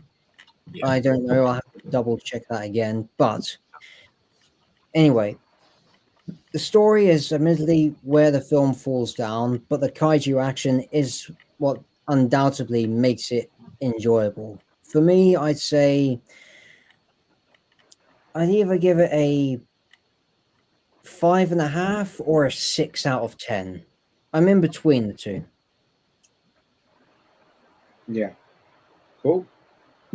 No, I mean, like I said, all of your opinions and your thoughts on and last thoughts on the film, I mean, they're all valid for me, man. You guys pretty much nailed everything, I was gonna say. I'll just say that it was really the fact that it was an introduction to the robot chicken, the cyborg chicken, and Robocock. Also to yeah, there you go. And it was also to and because Anguirus shined in this movie, it was Anguirus was the VIP, like Kaiju Pin Daddy said, and yeah, the story was just it was. I mean, I like the sci-fi aspect of the alien part, but like I said, it's been used to death. And excuse me, and but just the fact that Anguirus, this was my first introduction to Anguirus and to Gigan, and then Godzilla, one of my favorite Godzilla suits, and then the fact that it was Nakajima's farewell film. I loved everything about it. Akira Fukube, Tomiyuki Tanaka producer, Ishiro Honda directing. It was just, to me, I gotta say, just because I loved it so much and I saw it when I was still young, I gotta give it an 8. I gotta give it a solid 8 because I just really like the fact that it was the introduction to Anguirus and to Gigan and just all aspects of science. The aspects of the science fiction part I got. The characters were cool. I mean, a lot cooler than other characters in other films, I'll tell you that much.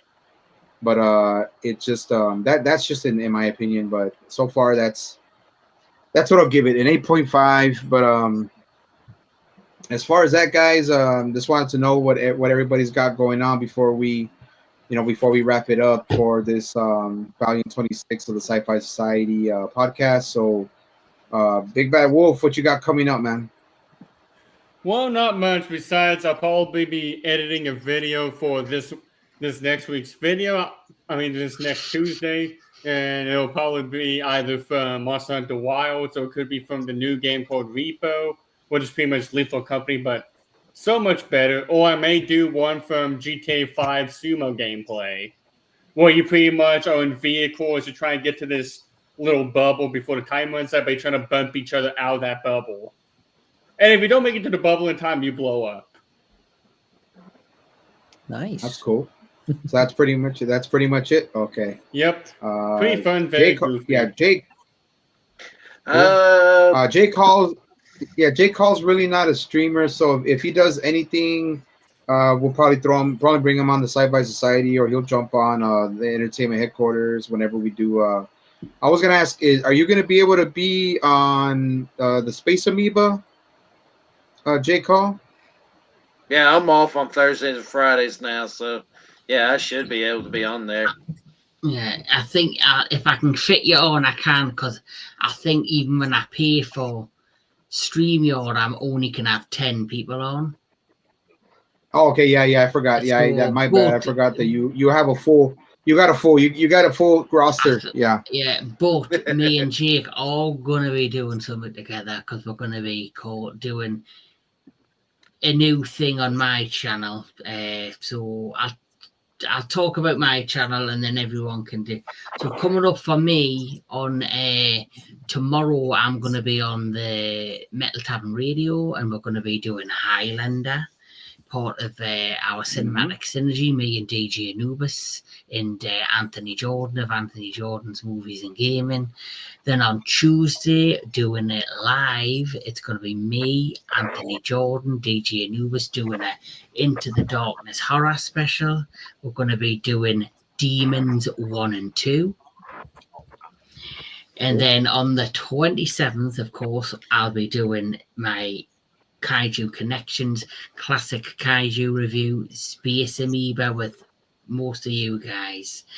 And then on Friday, I'll be doing a new live special called Education, which is about me picking genres in entertainment or subjects that I have very little knowledge about.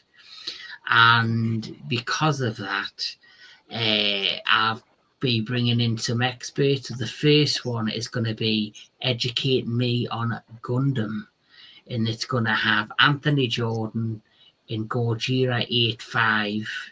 Is it 851? That is, yeah, I believe so. Yeah. I think he commented. Yep, 851. Yeah, so it's me, Gojira 851, and of course Anthony Jordan. And because I'm doing that series Education, I am selecting Mr. Jake Hall to come and join me and Mr. Daniel Miller to educate me on Ultraman. So when I can get that set up, that will be one of the future shows in my new series Education, along with another future episode, which is going to be based on Spawn for me and Sci Fi Century. So far, that's what I have on the entertainment headquarters. Cool. So Jake, you already know what you got. You already know what you're doing. You already know what you got lined up, man. So Walter Ross, what you got, man? Like I say, I'm still in the process of doing what I'm supposed to be doing, which is damn thing running for doing podcasts and live streams, all that good stuff. And since I'm going to be off for the coming week, hopefully I can get invested with somebody, which I know I will. Hopefully along the way, I'll be bringing you great content like nobody else. And it'll be glorious. Can't wait to see Sexual Chocolate's OnlyFans. It's going to be epic. It's going to be epic. Yeah. The song in the background cool. will be "Sexual Chocolate" by Mark Henry. Yeah. No, it's gonna be just let your soul glow. Just let it shine through.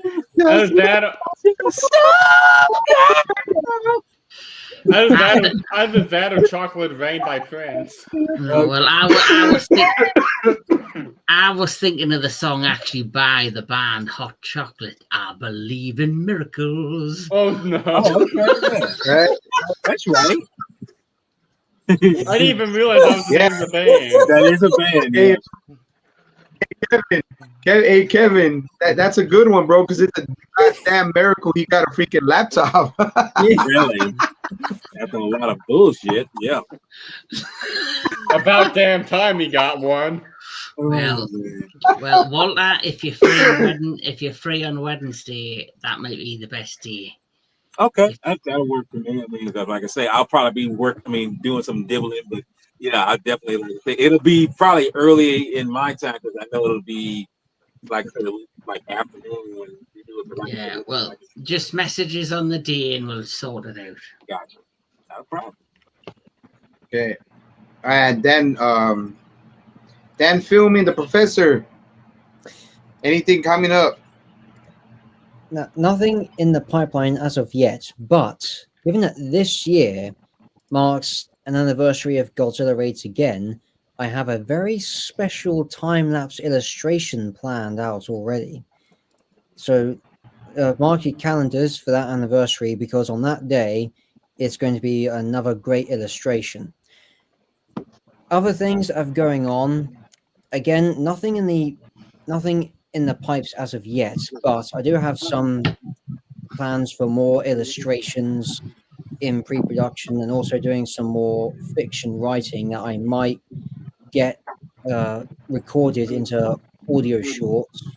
So yeah, do keep your eye out via socials, and if you are subscribed to my channel, Dan Filming, make sure you have the bell checked for notifications.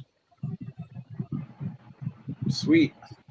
Well, everyone who was watching, you guys heard it. You guys heard it first from Sci-Fi Society, Big Bad Wolf, Jake Hall, Sexual Chocolate Jedi Grand Bell, Kaiju Pimp Daddy Goodness making his return to the Sci-Fi Society podcast, and the film entertainment headquarters guru, and then we have Daniel Miller and joining me on this Godzilla do review. I'm glad you guys came, man. I'm finally getting it done. We made it 26. Hopefully we can get to Society Volume 30. And I'm always having fun with my crew, with Society. Everybody did great, man. After me not doing a Godzilla film in a while, and also dealing with what I deal with, I'm going to have some other procedures done. And personally, I will be joining Kevin Lambert on the Entertainment Headquarters more in the live stream. I'll be joining also DJ Nubis for on the Bill Tavern radio podcast. I think because of what I'm going through, I'm going to be straight out with everybody who's watching that I'm going to take a break. I'm going to take a break until I can get all of these, how can I say it, procedures done, so that way I can be able to function better. And I don't want to say one day that, oh, I'm feeling good and I want to do this and then schedule it and then feel like shit. And because we all know that I need to be on top of my game, I need to be motivated, I need to be really willing to want to do my family, because I want to have that energy. I want to bring that energy, especially if you're hosting one. You got to be on the. You got to be. You got to be. What we're all talking about. And like I said, I wanted to tell you guys how much I appreciate you for joining me and how much fun we have. And all of my kaiju brethren, I call you my kaiju brethren. Everybody who was joining the podcast, DJ Lucas, 351, one of the mainstays and one of the founding fathers of Sci Fi Society. As far as that, everyone who was watching, thank you all for joining us. And you all heard it here. We always keep it real. We always keep it raw. We always keep it fucking 100%. Just like God rest his soul. Linwood Tibbs used to say, we always keep it 100. We don't bullshit. We don't lollygag. We mess around. We fuck around with each other. But we always keep it straight up, and we have a lot of fun with it. So everybody who was watching, we are the Sci-Fi Society. Cool. We don't have time for this Mickey Mouse bullshit.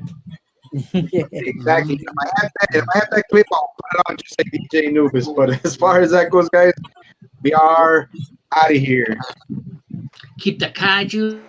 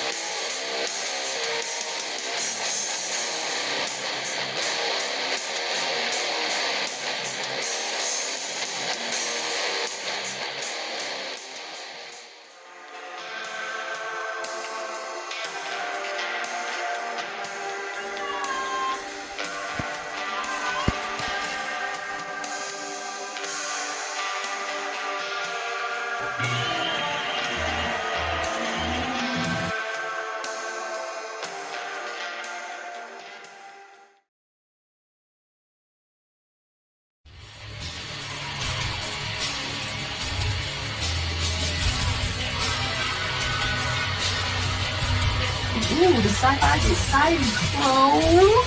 We are the Sci Fi Society. DJ Newbeck. Here with the Meltdown Radio podcast with my special guest, Sci Fi Century, our fearless leader and founder of the Sci Fi Society.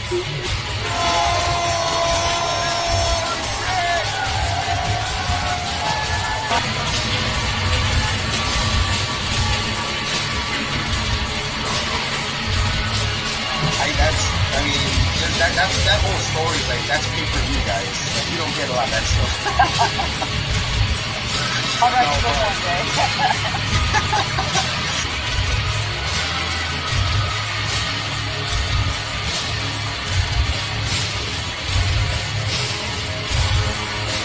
one day.